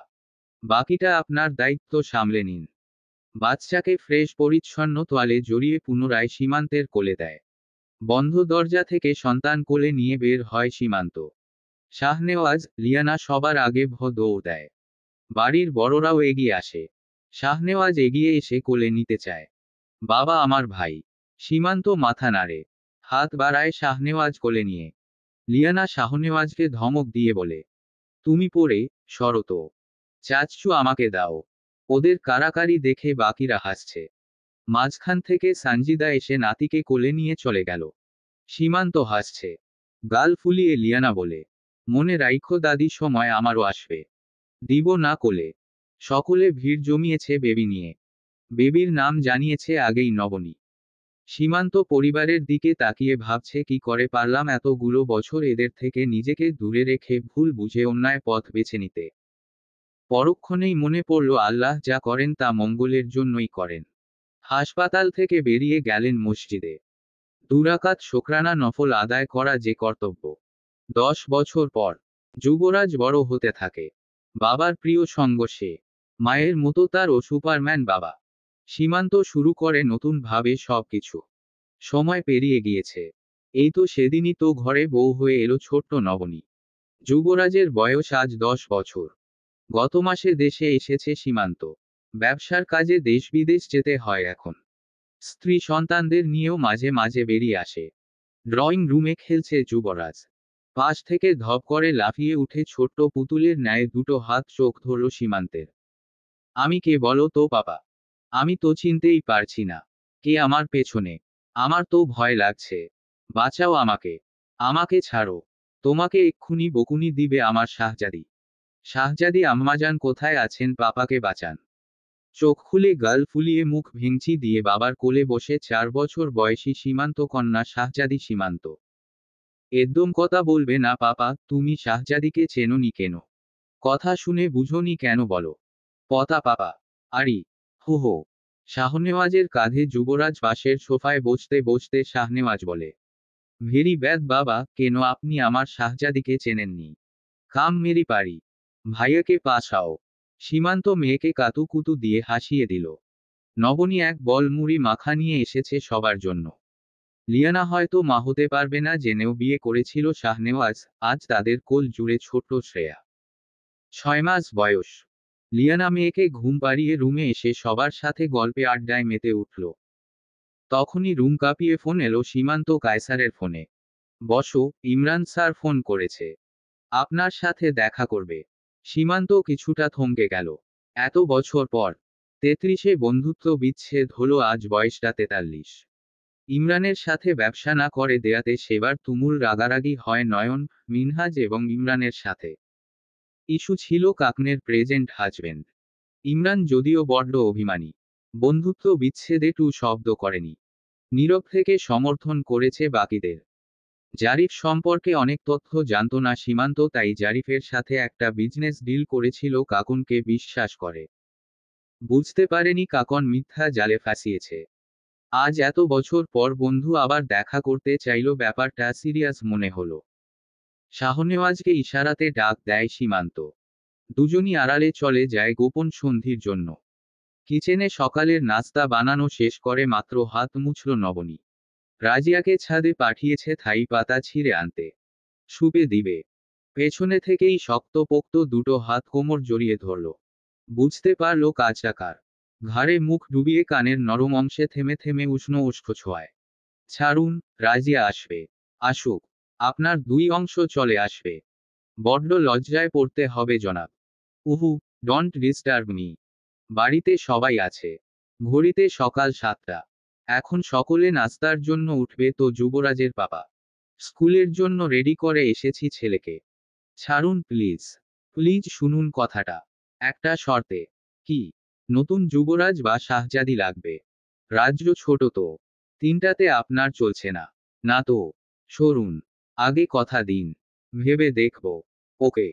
সীমান্ত ছেড়ে দিয়ে দু বাহু ধরে নবনীকে নিজের দিকে ঘুরিয়ে সজোরে নবনীর ওষ্ঠ চেপে ধরে নিজের ওষ্ঠে। মুহূর্তেই এমন ঘটনার জন্য প্রস্তুত ছিল না নবনী। লজ্জায় লাল হয়ে যায় দু গাল। উফ, এই লোকটার দুষ্টুমি এখনো গেল না। আস্তে করে ছেড়ে দেয়। নবনী তবদা খেয়ে রেগে উঠে। মুচকি হেসে চোখ মেরে কিচেন থেকে বের হয়ে যায়। মুখোমুখি দুজন বসে আছে। কেউ কারো দিকে চোখ তুলছে না। 10টা বছর পর পার হয়েছে। এভাবে দেখা হবে ভাবেনি। গতবারের রাগের ঝাঁজটা কি কমলো না বাড়লো এখনো বুঝতে পারছে না। দুজনই নীরব। কে কথা বলবে আগে তা নিয়ে মনের গহীনে চলছে দ্বন্দ্ব। সীমান্ত চোখ তুলে দেখে কানের গোড়ায় কয়েকটা রঙিন চুল, মুচকি হাসে। ব্যাটা বয়স লুকাচ্ছে বুঝি। কিন্তু আগের চেয়েও এখন বড্ড সুদর্শন লাগছে। সীমান্ত নীরবতা ভেঙ্গে বলে, কি খাবি বল? এসপ্রেসো। এক কথায় উত্তর। ওয়েটার ডেকে দুটো এসপ্রেসো অর্ডার করল সীমান্ত। ইমরান ভাবছে কিভাবে শুরু করবে। স্বার্থের জন্যই আজ দেখা করতে আসলো। অপরপক্ষে বসে থাকা মানুষটা তার প্রাণপ্রিয় বন্ধু অথচ এত বছরের দূরত্বে কেমন পর পর লাগছে। ইমরান নিজেকে সামলে প্রশ্ন করল, বাচ্চারা কেমন আছে কায়েস? আলহামদুলিল্লাহ ভালো। আবার নির্বাক দুজন। ওয়েটার কফি নিয়ে এসেছে। কফি থেকে ধোঁয়া উঠছে। এক চুমুক নিল ইমরান। গলাটা ভিজিয়ে নিল কথা শুরুর আগে। কেমন যেন বিচলিত আজ সে। এমন দেখাচ্ছে কেন ইমরানকে? সীমান্ত মৃদু হেসে বলে, শুনলাম বিয়ে করেছিস। Love marriage? কি কি শুনেছিস? তেমন কিছুই না, শুধু বিয়ে করেছিস তাই শুনলাম। একটু অবাক হলাম। আর এই জীবনে বিয়ে করবে না প্রতিজ্ঞা করা বন্ধু বিয়ে করল। ইমরানের ঠোঁটের কোণে দারুণ হাসি ফুটল বিয়ের কথা শুনে। সীমান্তের প্রগাঢ় চাহনি দেখে ইমরান বলল, আমার অর্ধাঙ্গিনীর আরও একটা পরিচয় আছে কায়েস। কি? আমাদের বন্ধু মিনহাজের একমাত্র কন্যা। সীমান্ত কায়সার এই যাবৎকালে এমন তাজ্জব কথা শুনেছে বলে মনে পড়ছে না। আকাশসম কৌতূহল নিয়ে বন্ধুর চোখে তাকিয়ে। কি বলল এটা? মিনহাজের মেয়ে? কিভাবে সম্ভব? ধুরো কি ভাবছে এসব? আসল কাহিনী শুনতে হবে। মিনহাজের মেয়ে কিভাবে ওর বউ? আর মেয়ে তো ছোট অনেক। সীমান্ত বিস্মিত হয়ে বলে, ইমন ক্লিয়ার কর, আমি এখনো বুঝতে পারছি না মিনহাজের মেয়ে কিভাবে তোর স্ত্রী। ও তো ছোট। বয়সও তো কম মনে হয়। এখন 21। আমার চেয়ে 21 বছরের ছোট। ওই আমার স্ত্রী। তোর সাথে দেখা করার কারণ ও মোনালিসা। আমি গত কয়েকদিন ধরে খারাপ কিছুর আভাস পাচ্ছি। ফোনে মেসেজ আসছে, বাড়িতে অদ্ভুত সব পার্সেল আসছে। ইঙ্গিতটা আমার মোনালিসার দিকে আমি বুঝতে পারছি। ভয় পাচ্ছি আবার কোনো চক্র হাজির হলো না তো। ইন্দ্র তো মরে গিয়েছে সাথে ওর বাবা। কিন্তু নতুন কাহিনী কি? বুঝলাম না, খুলে বল। কিসের আভাস পাচ্ছিস? জানিস কায়েস, মোনালিসা আর আমাকে জড়িয়ে অনেক কথা উঠেছে। কাকনও চেয়েছিল আলাদা করতে। আমি মোনালিসাতে কি করে আটকে গেলাম আজও জানি না। কাকন চলে যাওয়ার পর নিজের মধ্যে এমন একটা শক্ত দেয়াল গড়লাম যে কোনো মেয়েকে কাছেই আসতে দিলাম না। সেখানে মোনালিসা সেই দেয়াল ভেঙ্গে দিয়েছে। ঝড় গিয়েছে অনেক আমার উপর দিয়ে। আমি ইমরান ওই মেয়ের জন্য মরতে বসেছিলাম, স্ট্রোক করে। বলতো আমার কি এখন ছেলেমানুষি করার বয়স? না তো হো। তবুও করলাম। মোনালিসার ভালোবাসার শক্তি এত বেশি যে ওর অবিশ্বাস মেনে নিতেই পারিনি। সেবার বড্ড অবিশ্বাস করেছিল আমাকে। বাড়ি ফিরে যখন ওর মুখটা দেখি মনে হয় এক জীবনে সুখে থাকতে আর কি লাগে। এই সুখের জন্য 6টা বছর অপেক্ষা করেছি। সেই খবর তুই রাখিসনি। ছিলি না আমার পাশে। যুদ্ধ করেছি নিজের সাথে। রাগ করে চলে গিয়েছিলাম দেশের বাইরে। নিজেকে দূরে রেখেছি, শতবার বুঝো দিয়েছি মনকে মোনালিসা নিষিদ্ধ আকর্ষণ। মন কি আর মানে? মন বুঝলেও বুঝেনি মিনহাজের মেয়ে। 2বার সুইসাইড অ্যাটেম্প্ট করেছে। শেষে বাধ্য হয়ে মায়ার হাত থেকে বাঁচাতে, অবুঝ মনকে সামলাতে না পেরে বিয়ে করেছি আমার মোনালিসাকে। মিনহাজ নিজে মেয়ে তুলে দিয়েছে আমার হাতে। মায়ার কি বিয়ে হয়েছে? ও না তোকে খুন হয়েছে। জানতে পেরেছিল মোনালিসা আমাকে পছন্দ করে, তখন খাবারে পয়জন দিয়ে মোনালিসাকে মেরে ফেলতে চেয়েছে। আমি হসপিটালেই বিয়ে করেছি মোনালিসাকে। সীমান্ত যেন মন গড়া কাহিনী শুনছে। এমন হয় নাকি? তা ভেবে হতবিহ্বল। চোখের পলক পড়ছে না। ইমরান পুনরায় বলল, একবার নবনী ভাবি বলেছিল আমি কখনো ঈশানের মা হতে পারবো না, মায়ের অভাব পূর্ণ করতে পারবো না, মা তো মাই হয়। কথাটা সত্যি ছিল। আমি কি করে মা হব বল? মোনালিসা আর ঈশানের মধ্যে আন্ডারস্ট্যান্ডিং দেখলে তোরও মনে হবে ঈশান বুঝি মোনালিসারই ছেলে। তুই মেয়েটাকে না দেখলে বুঝবি না ও কতটা পবিত্র আর আহ্লাদী। আমার ওর প্রতি কোনো আকর্ষণ কোনো কালেই ছিল না। এই মেয়ে বাধ্য করেছে। ফয়সাল আমাকে পারভার্ট বলে জানিস? তোর কি বিশ্বাস হয় আমি পারভার্ট? এত ভালোবাসিস? তবে বয়সে অনেকটাই তফাতে, তাই না? 21 বছর। সীমান্ত উচ্চ শব্দে হাসে। ঠোঁটের কোণে দুষ্টু হাসি হেসে বলে, যাক তোর একটা গতি হলো। অবশ্যই দেখতে চাই পিচ্ছি ভাবিকে। ইনশাআল্লাহ খুব শীঘ্রই। আসল কথায় আয়। আমি আজ একটা ডিল করেছি ক্লায়েন্টদের সাথে। ওরা লিগ্যালি ওয়েপন নিবে কিন্তু ইলিগ্যাল ভাবে মেয়ে নিয়ে যাবে এদেশ থেকে। এটা আমার অজানা ছিল। জানলে ডিল করতাম না। আমার লস হোক সমস্যা নেই, কিন্তু এত মেয়ে নিতে দিব না। কিডন্যাপও করলো কিভাবে জানিস? জারিফ সাহায্য করেছে। তোর সেই এক্স বিজনেস পার্টনার, কাকনের প্রেজেন্ট হাজবেন্ড। আরও একটা কানেকশন আছে মনিরের কথা মনে পড়ে তোর? মেরেছিলাম যে ওকে। ওর ছেলে বেঁচে আছে শুনেছি। গুজব না বাস্তব আল্লাহ জানেন। ধুর, কিভাবে মনিরের ছেলে আসবে? ও তো বিয়েই করেনি। ওর আবার বিয়ে লাগে, কত মেয়ের সাথে রাত কাটিয়েছে। সব বুঝলাম, কিন্তু এখন কি করতে হবে? বিকেলের মধ্যে বাসা খালি হয়ে যাবে আমার। ওরা বাসায় আক্রমণ করবে নিউজ পেয়েছি। এতজনকে ম্যানেজ করতে পারবো না। রেস্টুরেন্টে পাঠিয়ে দিব সবাইকে আর বউ নিয়ে বেরিয়ে পড়ব। মনিরের ছেলে নাকি সাইকো? এই ছেলের মাথা খারাপ নাকি? যেদিন বিয়ে করলাম সেদিন মোনালিসার পেছনে লোক লাগিয়েছিল ওকে উঠিয়ে নিয়ে যেতে। বুঝতে পারছি না প্রতিশোধ নিতে এই কাজ করছে নাকি অন্য উদ্দেশ্য। কিভাবে যেন জানতে পেরেছে আমি মনিরের হত্যাকারী। সে নাকি আমাকে মারবে না, মারবে আমার পরিবারের লোকদের। মোনালিসাকে কলেজে দেখেছিল বা ভার্সিটিতে। ওর কয়েকটা ছবি আমাকে গত কয়েকদিন পার্সেল করে পাঠিয়েছে, তাও ছেঁড়া আর রক্ত মাখা। আমার যা হয়ে যাক, তুই আমার পরিবার, ঈশান আর আমার মোনালিসাকে আগলে রাখবি, কথা দে। বিকেলে কোথায় উঠবি? আমার ফরেস্ট ইনে। রেস্টুরেন্ট থেকে সবাইকে আমার নিউ রিসর্ট নাইটিঙ্গেল ইনে নিয়ে যাব। তুই ভাবিকে নিয়ে ওখানে যা। এরপর আমাদের সাথে যোগ দিস। এনিওয়ে ফরেস্ট লঞ্জে কেন? ওকে নিয়ে এই প্রথম বের হব বিয়ের পর।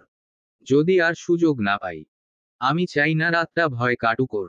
ওয়াহ, হানিমুন! বন্ধু, এত চিন্তার ভিতরেও তোর হানিমুন পায়। জোস। ওকে, গুড লাক। একটা পিচ্চুর চাচা বানায় দে। পাগলের মতো উদ্ভট কথা কে শেখাইছে তোকে কায়েস? আগে তো এত কথা বলতি না। তুইও বলবি কয়েকদিন পর। আমার বাসায় অনেকগুলো রেকর্ডার আছে, সেগুলো সারাক্ষণ বাজে, তখন আমি নাচি। দুজনই হাসছে, কিন্তু মুখ থেকে দুশ্চিন্তা সরছে না ইমরানের। ইমরানের মাথায় রাজ্যের চিন্তা। কিছুক্ষণের মধ্যেই বেরিয়ে গেল দুজন। যা যা পরিকল্পনা ছিল এর মধ্যে শেষ। চোখের সামনে সব ঝাপসা হয়ে গেল। পেছনে থেকে দেখতে পারছে ইমরান সাহেবকে। মুখ হাসি লেগে আছে। হাত পা নাড়ানোর শক্তিটুকু নেই শরীরে। ইমরান সাহেব কি হারিয়ে যাবে মোনালিসা থেকে? হারাতে দেবে না তার প্রাণপ্রিয়া আরাধ্য মোনালিসা। মোনা নিজেকে কারো কাঁধে উপলব্ধি করছে। কেন এই মুখোশ পরা লোকগুলো ওকে আলাদা করলো? এই তো শেষ। দূরে মিলিয়ে গেল ইমরান সাহেব। আর হয়তো দেখবে না। সে কি মারা যাবে? গাছটার সাথে হেলান দিয়ে বসে আছে ইমরান। ছুপ ছুপ করে রত পড়ছে পিঠ বেয়ে। বেশ কয়েকটা গুলি লেগেছে পিঠে। হাত পেছনে দিয়ে পিঠ স্পর্শ করতে চাইল, কিন্তু পারল কই। শরীরের সবটুকু শক্তি চুষে নিয়েছে কেউ। ঘুমের আড়ালে হারিয়ে যাচ্ছে। এই শান্তি তার, মোনালিসা বেঁচে যাবে। তখনই মুখে কেউ আলতো করে হাত চাপিয়ে ডাকছে। ইমন চাচ্ছু, ঘুমাবে না, উঠো। মোনালি শসা। অনেক কষ্টে ঝিমিয়ে একটা শব্দই বের হলো মুখ দিয়ে। শাহনেওয়াজ রাশিক মোহিতদের নির্দেশ দিল ধরতে। ততক্ষণে ইমরান জ্ঞান হারিয়ে ফেলেছে। বেশিক্ষণ এখানে থাকা যাবে না। সীমান্তের লোক মোনাকে নিয়ে গিয়েছে। ইমরানকে শাহনেওয়াজ নিয়ে যাচ্ছে। ইমরানের অনুরোধ মোনা যেন জানতে না পারে এসব। এই ঠিকানার খবর কেউই জানত না ইমরানের গাড়ির ড্রাইভার আর হোটেল ম্যানেজার ছাড়া। তাহলে কি তারা দুজনই দিল? হায়, এই মানুষগুলোর জন্য ইমরান কি না করেছে। পুরো পরিবারের দায়িত্ব নিজ হাতে নিয়েছে। কখনো এদের দুঃখ দিতে শুনেনি। আজ এরাই ইমরানের বুকে ছুরিটা মারল। কিন্তু এর পেছনে আসল মাথাটাকে ধরতে হবে। সাথে করে নিয়ে আসলো ইমরানকে। শাহনেওয়াজের সাথে সীমান্ত সেদিন সব প্ল্যান করে রেখেছিল। দেরি করে পৌঁছানোতে গুলি লেগেছে ইমরানের। হাসপাতালে নিয়ে যাওয়াটা দরকার। আর দেরি না করে সিএমএইচে নিয়ে আসা হলো ইমরানকে। অজ্ঞান হয়ে আছে ইমরান। ডাক্তার জানিয়েছে ব্লাড লস হয়েছে অনেক। পায়ের সমস্যাটা সিভিয়ার, ক্রিটিক্যাল।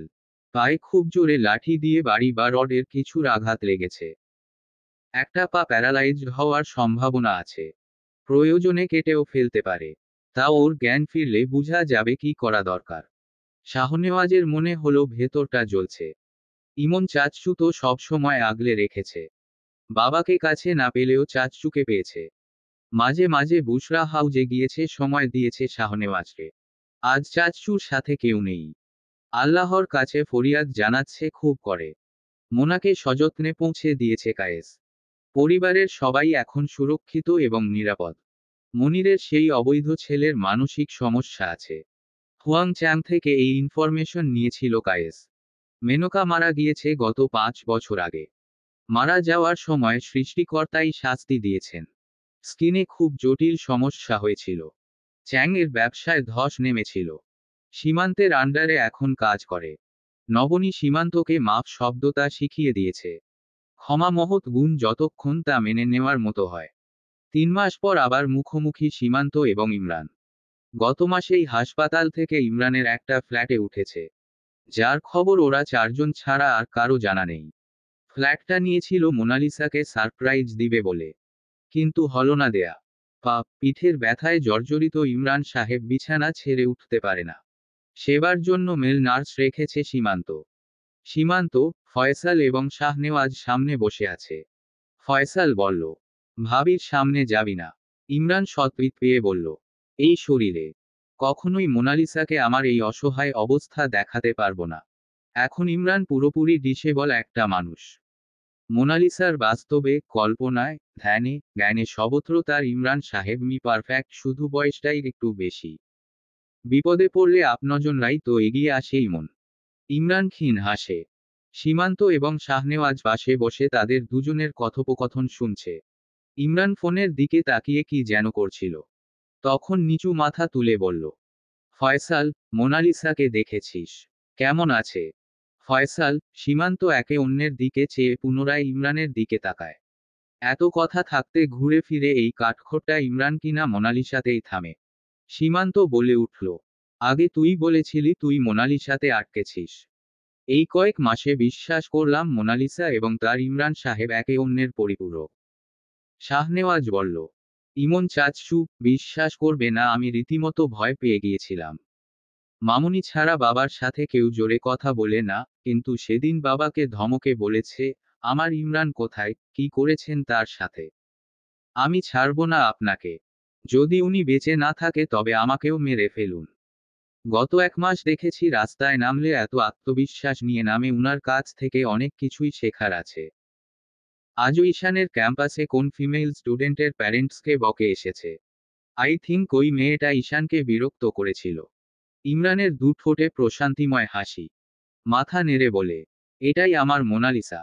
সীমান্ত বলে উঠল, নবনীতা তেজস্বিনী আমার কাছে, ওকে আমার মাঝে মাঝে মনে হয় একটা পাওয়ার হাউস, কিন্তু তোর মোনালিসা হচ্ছে ওয়ারিয়র। আচমকা ফয়সাল ধমক দিয়ে বলে, ফোনে কি করিস? কথা বলছি না আমরা, ফোন রাখো। ইমরান আবার হাসে, আমার মোনালিসাকে দেখছি আর ওর মেসেজ পড়ছি। কিভাবে? আইডি ওপেন করেছিলাম। ওখানে অনেক মেসেজ জমা হয়েছে। সব অভিযোগ তুলে ধরেছে। আচমকা ইমরান থেমে গিয়েছে। ও হাত থেকে ফোন এক পাশে রেখে একদম চুপ হয়ে গিয়েছে। গলা ধরে এসেছে। মুখে এক হাত দিয়ে বসে আছে। চোখে পানি ইমরানের। সামনে বসা 3টা পুরুষ দৌড়ে গিয়ে ধরল। কিরে, তোর শরীর বেশি খারাপ লাগছে ইমন, চোখে পানি কেন? ধরা গলায় থেমে থেমে বলছে। আমি বড্ড অভাগা, অসহায়, ব্যর্থ। কি হয়েছে? এমন কেন করছিস? সীমান্ত পাশে বসেই বারবার প্রশ্ন করছে। শাহনেওয়াজ ফোনটা হাতে নিল, সোয়াইপ করতেই খুলে গেল। মেসেঞ্জারে মেসেজ এসেছে মোনালিসা আইডি নিক নেম থেকে। কেন আপনি আমার পাশে নেই ইমরান সাহেব? আমি কি করে একা লড়াই করব আপনার সন্তানদের জন্য? ঈশান তো বড় হয়েছে কিন্তু আমার পেটের জন্য 3 মাস চলে। বাবার আদর কি পাবে না ছোট প্রাণটা? শাহনেওয়াজ, বেটা কি হলো? বাবা। শাহনেওয়াজ ও শান্ত। সীমান্তের দিকে ফোন এগিয়ে দিয়ে চুপ। ফয়সাল ও সীমান্ত মেসেজ দেখেই নির্বাক, নিরুপায় আজ।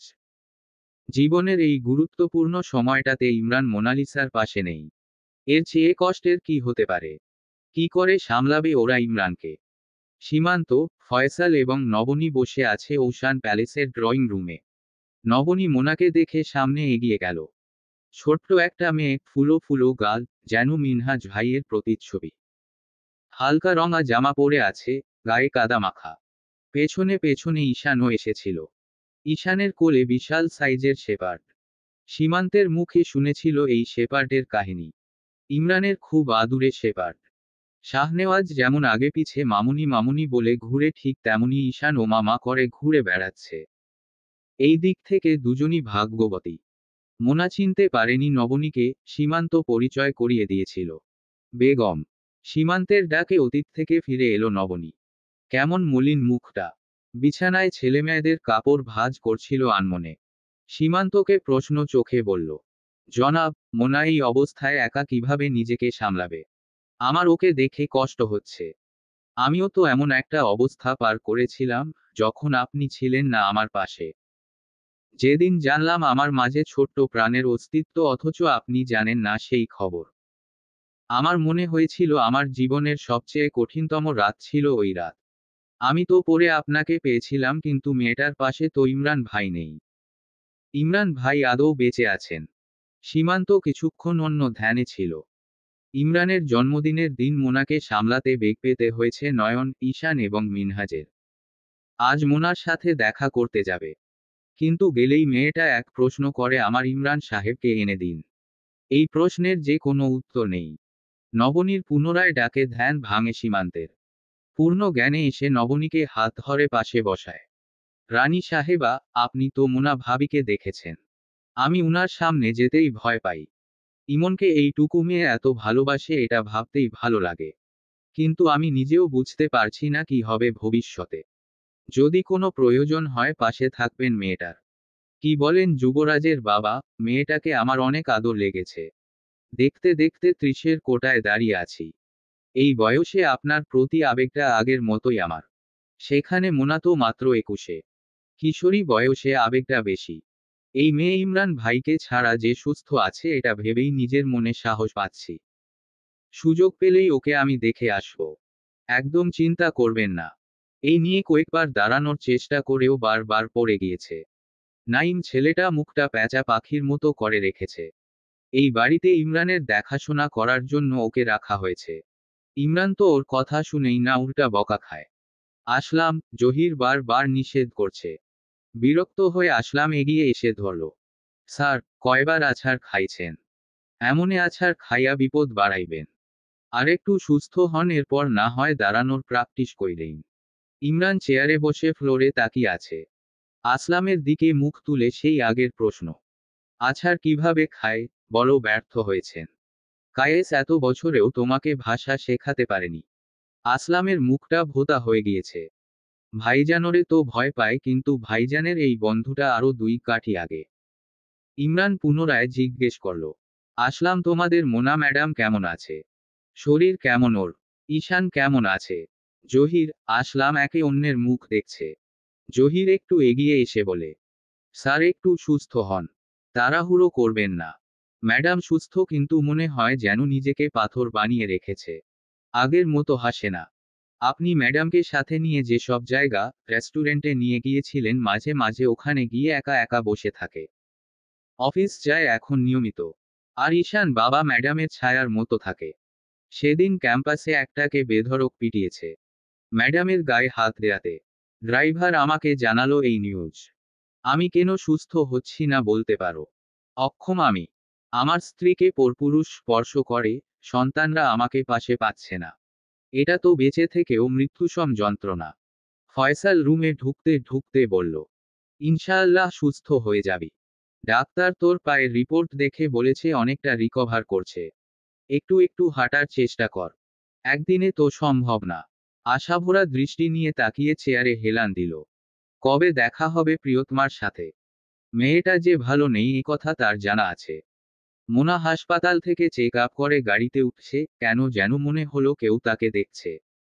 আশপাশটা লক্ষ্য করে দেখল কেউ নেই। আবার গাড়িতে উঠে বসে ড্রাইভারের উদ্দেশ্য গাড়ি স্টার্ট করতে বলে। ওদের গাড়ি চলে যেতেই জহির গাড়ি নিয়ে সামনে এগিয়ে আসে। ইমরান হসপিটালের নিচে বেঞ্চে চুপচাপ বসেছিল। মাথায় হুডি, পরনে জিন্স, চোখে সানগ্লাস। চেনার উপায় নেই এটা ইমরান। উঠে দাঁড়িয়েছে স্ট্রেচারের সাহায্যে।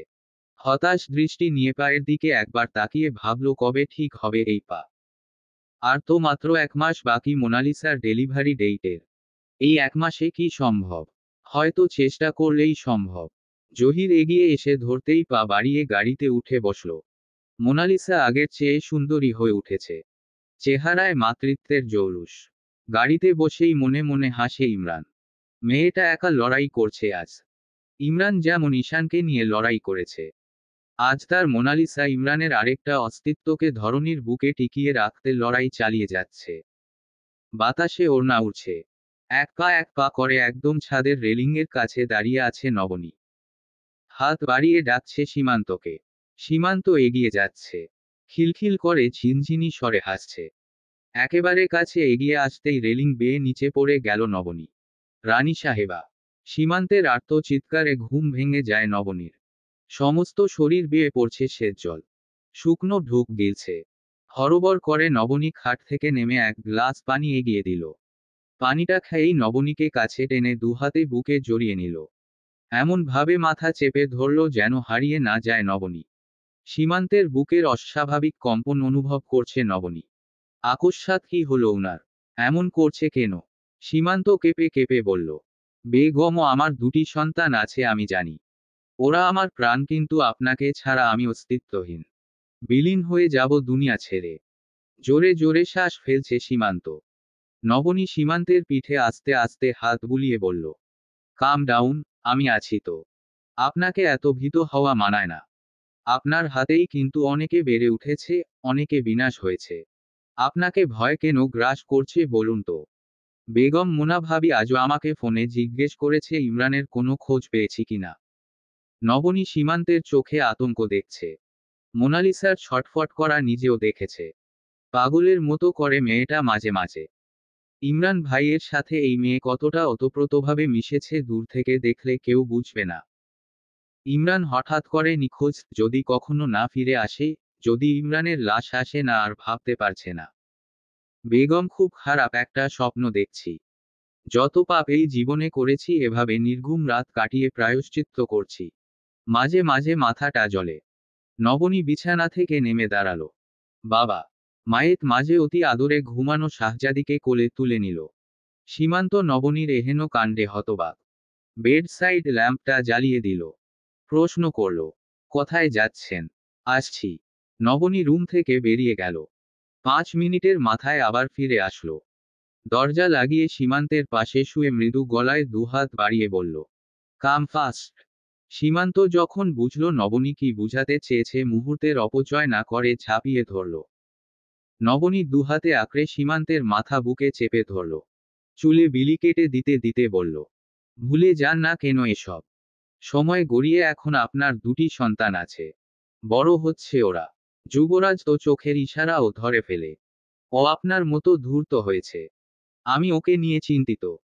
স্কুলে টিচাররা আমাকে জানায় অন্য বাচ্চারা দুষ্টুমি করে, কিন্তু যুবরাজ তখন সায়েন্স ফিকশন পড়ে আর রুবিক্স কিউব মেলায়। সীমান্ত আরও আঁকড়ে ধরে নবনীকে। মুচকি মুচকি হেসে বলে, রক্ত তো আমার তাই না? আপনারা 3জনই একই গোয়ালের গরু।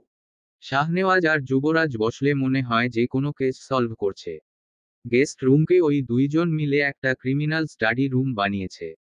ইদানিং দেখি একটাই কথা বলে, মামুনি আগামী 20 বছর পর আমার নামের সাথে ইউর এক্সিলেন্সি ব্যবহার করবে। বড়রা যেভাবে যাচ্ছে ছোটগুলোও সেমভাবে যাবে, বুঝছেন বেগম? এখন এসব না ভেবে আমাকে ঘুম পাড়িয়ে দিন। যাক, অনেকদিন পর আপনাকে ভাগে পেয়েছি। ছেলেমেয়েগুলো মাকে যেভাবে ঘিরে রাখে, বাবার তো চান্সই নেই মায়ের কাছে যাওয়ার। পেরিয়ে গিয়েছে মাসচক্র। শুক্রবার দুপুর থেকেই ওশান প্যালেসের মানুষজন হাসপাতালে। ইমরান এখন আগের চেয়ে অনেকটা সুস্থ। হাঁটতে হাঁটতে পেরিয়েছে 9টা মাস। মনে হয় যেন কচি খোকা নতুন করে নিজের পায়ে দাঁড়িয়েছে। আসলাম, ফয়সাল, সীমান্ত, জহির সবার ড্রয়িং রুমে বসে আছে। ঘড়িতে এখন 3টা 15। সীমান্ত ইমরানের কাঁধে হাত দিয়ে বলে, আজও যাবি না? ইমরান বাকহারা, কেন, ভেতরে কষ্ট হচ্ছে। যেতে চাইছে কিন্তু কি করে সবার মুখোমুখি হবে।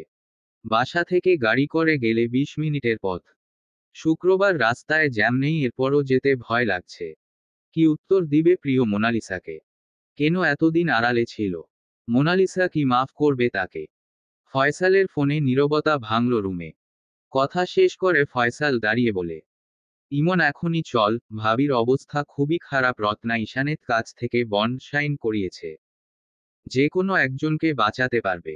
ইমরান ফয়সালের মুখের দিকে তাকিয়ে বলল, ঈশান কাকে বাঁচাতে বলল? ওর মাকে। ইমরান মসজিদ থেকে এসে পাঞ্জাবি খুলেনি। ওদের দাঁড়াতে বলে রুমে ঢুকল। সোজা জায়নামায় দাঁড়িয়ে পড়েছে। স্রষ্টাকে জানিয়েছে নিজের আকুতি। রুম থেকে বেরিয়ে সোজা সকলকে নিয়ে রওয়ানা দিল হাসপাতালের উদ্দেশ্য। গাড়ি আজই জ্যামে পড়ল। 30 মিনিটের বেশি লাগিয়ে হাসপাতালে পৌঁছালো। হাসপাতালের করিডোরে আসতে আসতেই লক্ষ্য করল ওটির লাইটটা ধপ করে নিভে গিয়েছে। দুপা ফেলে সামনে আগাতে প্রশ্রয় দিল না। ডাক্তার রত্না এবং নার্স একটা সাদা তোয়ালে মোড়ানো সদ্যজাত পরি নিয়ে সকলের সামনে নিয়ে আসলো। বাচ্চার কান্নার শব্দ কানে আসছে ইমরানের। ঈশানের কথা কানে আসছে ইমরানের। মাকে নিতে উদ্বিগ্নতা কানে আসছে ইমরানের। ঠোঁটের কোণের সেই চিরচেনা হাসি নিয়ে এগিয়ে গেল সকলের সামনে বলিষ্ঠদেহী 43 বছরের মধ্যবয়সী পুরুষ। ভূত দেখার মতো চমকে উঠেছে পুরো পরিবার। আগ বাড়িয়ে আগলে নিল মোনালিসা, গর্ভ থেকে জন্ম নেয়া ইমরানের অন্য একটি শ্রেষ্ঠ সম্পদ। চেয়ে রইল নির্নিমেষ, যাকে দিয়ে আবার নতুন শুরু, বাবা মায়ের পুনর্মিলনী ঘটানো একমাত্র সংযোগ। ইমরানের অংশ ঔসান ইমরান খান। বুকে জড়িয়ে গভীর নিঃশ্বাস নিল। প্রায় অনেক মাসের দূরত্ব আজ গুছিয়ে দিবে এই প্রাণ। বাবার বুকের ধুকপুক কি টের পাচ্ছে ছোট ঔসান? হয়তো না। পেলে তার বিশ্ববিখ্যাত মোনালিসা মায়ের মতো আঁকড়ে ধরে বলতো, পাপা আমি তোমাকে ভালোবাসি, আমি থাকতে চিন্তা কিসের। যেমনটা তার মা বলে, ইমরান সাহেব আমি আপনাকে ভালোবাসি, আমি থাকতে চিন্তা কিসের। পরিবারের প্রতিটি মানুষের ক্রন্দনরত মুখ দেখছে আজ। কাঁদুক, ছেড়ে ফেলুক সকল কষ্ট। আর দেবে না কষ্ট পাওয়ার সুযোগ। এই তো সুখ ধরা দিয়েছে ইমরানের মণিকোঠায়। ভালো থাকুক মোনালিসারা তাদের ইমরানদের কাছে। 20 বছর পর প্রতিদিনের তুলনায় পুশ আপ বেশি দেয়া হয়েছে আজ। রাউন্ড ওটানা 10 বার দিয়েছে। সকাল সকাল মেজাজ বিগড়ে আছে। ফজরের নামাজ পড়তেই বেরিয়ে পড়েছে বাড়ি থেকে। ইন্টারন্যাশনাল ফোনগুলো রাতেই পিক করে, কিন্তু মেইলি ব্যাপারগুলো বড্ড অস্বস্তিকর। গত রাতেও উদ্ভট ফোনে ঘুম ভেঙেছে। গড়গড় পায়ে বাড়িতে প্রবেশ করতেই দেখতে পেল ড্রয়িং রুমে নাস্তা রেডি। হাতে চামড়ার ঘড়িটার দিকে নজর দিতেই দেখে 7:30। বাইরে প্রায় 1.5 ঘন্টা ছিল আজ। এনি প্রবলেম বেটা? মুখের সামনে থেকে পত্রিকা না সরিয়েই প্রশ্ন ছুড়ল সীমান্ত কায়সার রহমান। সবাইকে উপেক্ষা করলেও এই মানুষটাকে কিছুতেই উপেক্ষা করতে পারে না যুবরাজ কায়সার। থমকে দাঁড়ালো। ঘর্মাক্ত শরীরে কাছে এসে দাঁড়িয়ে বলল, আসসালামু আলাইকুম papa, good morning. Everything is okay. এনভেলাপটা নিয়ে যাও, ছবি দেখে জানাবে। ফ্রেশ হয়ে এসো, একসাথে নাস্তা করব। টেবিলের উপর থেকে বাদামি কাগজের ইনভেলাপটা নিল ঠিকই, কিন্তু মুখটা করে রেখেছে বাংলা 5-এর ন্যায়। মাথা নেড়ে সম্মতি জানিয়ে পুনরায় উপরে চলে গেল যুবরাজ। জাইমা রান্নাঘর থেকে উকি দিয়ে মুচকি হাসি দিল স্বামী এবং দেবরের দিকে তাকিয়ে। সাফাত জাইমার দিকে তাকিয়ে বলল, ছেলে যদি ঘুণাক্ষরেও টের পায় তার বড় মাই পেছনে পেছনে এসব করছে, তখন বুঝবে কত ধানে কত চাল। নবনী কফিটা বাড়িয়ে দিল সীমান্তের দিকে। কিছুটা চিন্তিত হয়ে সাফাতকে বলল, ভাইয়া আমার মনে হচ্ছে না এবারও কোনো মেয়ে পছন্দ করবে। লিয়ানা এক গ্লাস শরবত হাতে নিয়ে উপর থেকে নেমে আসা শাহনেওয়াজের হাতে দিয়ে বলল, মিশকাত তোমার দায়িত্ব ওকে রাজি করাবে। বিয়ে তো এবার ধরে বেঁধে দেব। মিশকাত মুচকি হাসে। সে চেনে ভাইকে। এই ছেলের চিন্তা ভাবনা পুরোটাই বাবার সাথে মিলে। কিন্তু মাঝে মাঝে বাবারও এক কাঠি উপরে মনে হয় ওর। আমাকে চোখে দেখো না, শুধু যে দাভাইকে বিয়ে দিতে চাও। শাহজাদি গাল ফুলিয়ে অভিমান করে বলছে। সীমান্ত মেয়ের হাত ধরে টেনে পাশে বসিয়ে বুকে নিল। কেন আম্মা, পাপাকে ছেড়ে যাওয়ার এত তাড়া? অনার্সটা কমপ্লিট করেন, এরপর না হয়। উফো পাপা, আমাকে ট্যুরে যেতে দাও। তাহলে আর বিয়ে বিয়ে করব না। Your excellency, we will be very grateful if you choose a picture from here. শাহজাদি, লিয়ানা। ইচ্ছে করছে সব কটা ছবি জ্বালিয়ে পুড়িয়ে ছারখার করে ফেলতে। করার উপায় নেই, কারণ স্বয়ং পাপা এবার ছবিগুলো দিয়েছে। বাসার সবার মাথায় একটাই ভূত চেপেছে, বিয়ে বিয়ে আর বিয়ে। বোনগুলো পাপার সাহায্য নিয়েছে এবার। পাপার হাত দিয়ে এই এনভেলাপটা দিয়েছে। 30 বছর বয়সটা বিয়ে করার জন্য সঠিক। তবে আগ্রহ থাকাটাও তো গুরুত্বপূর্ণ। আল্লাহ তাআলা যখন হুকুম করবে, তখনই বিয়ে করবে। পাপা মাম্নির দেখানো সব কয়টা মেয়ে অয়েল কোয়ালিফাইড, কিন্তু যুবরাজের মন মতো নয়। যে আসার সে এমনিতেই আসবে জীবনে। সীমান্ত কায়সারের জীবনের প্রতিটা মুহূর্ত মুখস্থ করেছে ডায়েরি পড়ে। ফয়সাল আঙ্কেল 27তম জন্মদিনে গিফট করেছিল সেই ডায়েরি। মামুনি পাপার জীবনের প্রতিটি ঘটনার সবচেয়ে বড় প্রত্যক্ষদর্শী। জীবনটা উপভোগ করার সময়। যখন বিয়ে করতে মন চাইবে নিজ থেকেই করবে। কেউ জোর করাতে বিয়ে করবে না। এছাড়া বিয়ে করে বউ ঘরে থাকা মানে জীবনের পিছুটান। সে চায় না পরিবার ব্যতীত কোনো কিছুর পিছুটান থাকুক। তার উপর নির্ভরশীল কোনো মানুষ সে চায় না। মামনির জন্য পাপা, লিয়াদির জন্য বড়দা আছে। পরিপূর্ণ পরিবার। নতুন সদস্যের কোনো প্রয়োজন নেই এই বাড়িতে আর। এছাড়া বাড়ির সবচেয়ে আদুরে দুটো বাচ্চা তো আছেই, শ্রেয়া আর শাহজাদি। দিন তো বেশ যাচ্ছে।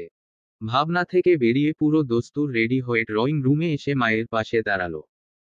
নবনী ঘাড় ঘুরিয়ে ছেলের দিকে তাকাতেই যুবরাজ বলে, বেডের উপর এনভেলাপটা রেখে এসেছি। বিয়ের জন্য আর বলবে না মামনি। তোমার মতো আরেকটা নবনীর জন্ম হলে আমিও সীমান্ত কায়সারের মতো বিয়ে করে নেব। এখন বের হলাম। পাপাকে সরি বলে দিও। শাহজাদি দৌড়ে এসে ভাইকে বলে, আমাকে নামিয়ে দেবে দা ভাই। আমি গাড়ি অফিসিয়াল কাজে ব্যবহার করি শাহজাদি।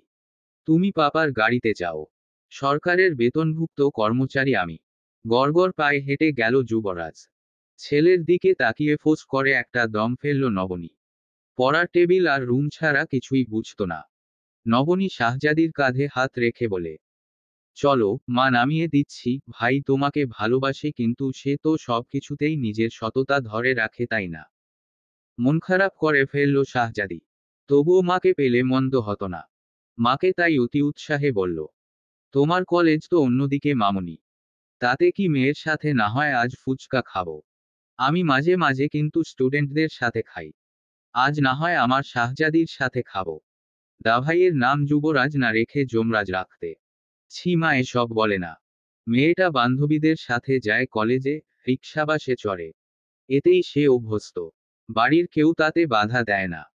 নবনীকে প্রতিদিন অফিস যাওয়ার পথে সীমান্ত ড্রপ করে দেয়। কলেজের জীববিজ্ঞানের প্রফেসর সে।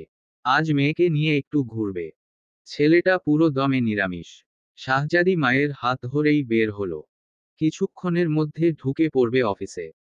গেইটে ঢুকতেই চোখে পড়বে বড় লেখাটা, যেখানে ইংরেজিতে লেখা, ব্রিটিশ হাই কমিশনার। এখানে একটা গুরুত্বপূর্ণ মিটিং শেষ করে চলে যাবে পররাষ্ট্র মন্ত্রণালয়ে। আকস্মিক গাড়ি সামনে ঝুঁকে গেল। তাল সামলাতে না পেরে যুবরাজ নড়ে উঠল। ড্রাইভার ভয় পেছনে দিকে তাকিয়ে আমতা আমতা করে বলল, স্যার, একটা বিড়াল। যুবরাজ ভ্রু কুঁচকে সামনে তাকিয়ে দেখে সাদা এপ্রন পরা একটা মেয়ে দাঁড়িয়ে আছে বিড়াল কোলে নিয়ে। গাড়ি থেকে ড্রাইভার নেমেছে। বেশ কিছুক্ষণ হওয়াতে তাকিয়ে দেখে রাস্তায় মানুষ জড়ো হয়েছে। যুবরাজ বিরক্ত নিয়ে গাড়ি থেকে বের হয়ে দাঁড়ালো ভিড়ের মধ্যে। দেখা যাচ্ছে এক লোক ড্রাইভার মারার জন্য তেড়ে আসছে। তখনই যুবরাজ গিয়ে ঠেকায়। কি হয়েছে আয়মান? স্যার, মেয়েটা গাড়ির সামনে চলে এসেছে, কিন্তু মানুষজন বলছে দোষ আমার, আমি নাকি ইচ্ছে করে মেয়ে মানুষ দেখে এমন কেড়েছি। ঘড়ির দিকে তাকিয়ে দেখে অলরেডি 9টা 10 বাজে। 10 মিনিটের মধ্যে এই জায়গা থেকে বের হতে না পারলে লেট হয়ে যাবে। মাথা ঠান্ডা রেখে বলল, আপনার কোথায় ক্ষতি হয়েছে বলুন, আমি দেখছি। হাসপাতালে যেতে হবে। মেয়েটা ক্রোধান্বিত দৃষ্টিতে বলে উঠল, ক্ষতি আমার না, আমার মিনির হয়েছে। ও ভয় পেয়েছে। আপনারা বড় লোক বলে যা খুশি তাই করবেন। স্পয়েলড কিড বড়লোক বাবার দয়া দেখাতে আসছে। ড্রিভারের বাচ্চা, তোকে তো আমি দেখে নেব। যুবরাজের মাথা রেগে ধপ করে উঠল। কি বলল? Spoiled kid? আশপাশের মানুষ দেখে নিজেকে সংযত রেখে বলল, behave yourself and please mind you language. Okay, I respect woman, that doesn't mean you can misuse the opportunity. আর কাকে স্পয়েলড কিড বললেন? আমার সময়ের মূল্য সম্পর্কে আপনার কোনো ধারণা আছে? আপনার জন্য আমার অলরেডি 10 মিনিট লেট। আমার মিনির চেয়ে আপনার সময় বেশি গুরুত্বপূর্ণ। হৃদয়হীন কোথাকার! যুবরাজের চোখ মুখ উপচে পড়ছে ক্রোধের শিখা। এভাবে আজ অবধি রাস্তায় অপমানিত হতে হয়নি। এজন্য নারী জাতি হচ্ছে ধ্বংসাত্মক জাতি। মা, বোন ছাড়া বাকি সব কয়টা মান সম্মানের হেস্তনেস্ত করে ছাড়ে সুযোগ পেলেই। কত বড় বেয়াদব বলে কিনা হৃদয়হীন! মাঝ রাস্তা না হলে, আর যদি অপরিচিত না হতো, কষে একটা চড় দিয়ে গালের চাপা ভেঙে দিত। ফাজিল মেয়ে! রাস্তায় ভিড় দেখে পুলিশের গাড়ি এগিয়ে আসলো। ভিড়ের মধ্যে পরিচিত চেহারা দেখে অতি দ্রুত এসে সালাম দিয়ে ভিড় ঠেলে দিল। যুবরাজের উদ্দেশ্য বলল, স্যার, আমরা দেখছি আপনি যান। সরি স্যার, এই হেরেসমেন্টের জন্য। ইটস ওকে, যা হবার হয়েছে। এই ম্যাডামের কি প্রয়োজন দেখুন। চলে গেল ভিড় ঠেলে যুবরাজ। আইমান গাড়ি স্টার্ট দিয়েছে ভয় ভয়। আজকে সারাদিন খুব খারাপ যাবে। মেয়েটা ভিড় ঠেলে এগিয়ে এসে পুলিশকে বলে, ছাড়লেন কেন উনাকে? আবার স্যারও ডেকেছেন। দোষ তো উনার ড্রিভারের। বড়লোকরা আপনাদের জন্যই পার পেয়ে যায়। ম্যাডাম, আস্তে কথা বলুন। চলুন, কি সমস্যা দেখি। আর উনাকে না ছাড়লে কাকে ছাড়বো আপনাকে? উনাকে আটকালে স্বয়ং পররাষ্ট্রমন্ত্রী বা প্রধানমন্ত্রীও আমার চাকরি খেত। ভাগ্যিস স্যার বলেছে আপনার কি প্রয়োজন দেখতে। না হয় এতক্ষণে আপনি হাজতে থাকতেন। উনি সহকারী সচিব, বাংলাদেশ হাইকমিশনের।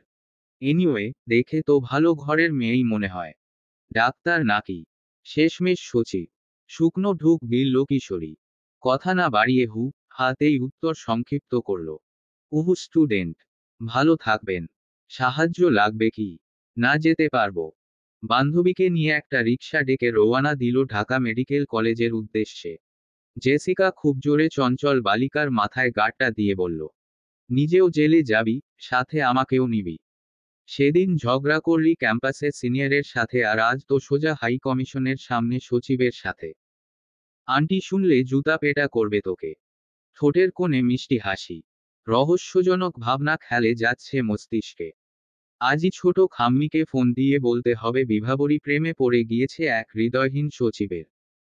খাম্মি তখন বলবে, সাবাস বিভাবরী, স্বাগতম হৃদয়হীনের রাজ্যে। যদিও এটা তার সিরিয়াস রকমের প্রেমে পড়া। এর আগেও 25 জনের প্রেমে পড়েছে, তার মধ্যে 3 জনের জন্য মারাত্মক সিরিয়াস সে।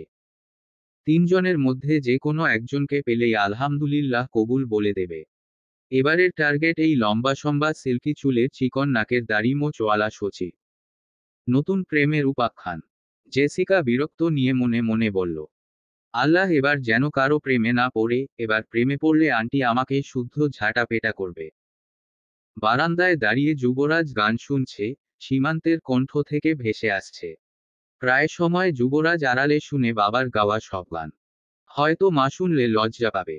বাবা বুক ফুলিয়ে বলবে, এভাবে বউকে গান শোনাবে, ভালোবাসা বরক্তময় হবে। এই সেই গান, যে গান প্রতিবার পূর্ণিমাতে পাপা গায়ে মাকে উদ্দেশ্য করে। এমন একজন জীবনসঙ্গী না পেলে বিয়ে কখনোই করবে না যুবরাজ কায়সার। হারিয়ে যায় সেই গানে, যেই গান শুধু তার মায়ের জন্য বাবা গায়। সমাপ্ত গল্প। স্বাগতম হৃদয়হীনের রাজ্যে। লেখনীতে নীতি জাহিদ। অন্তিম পর্ব।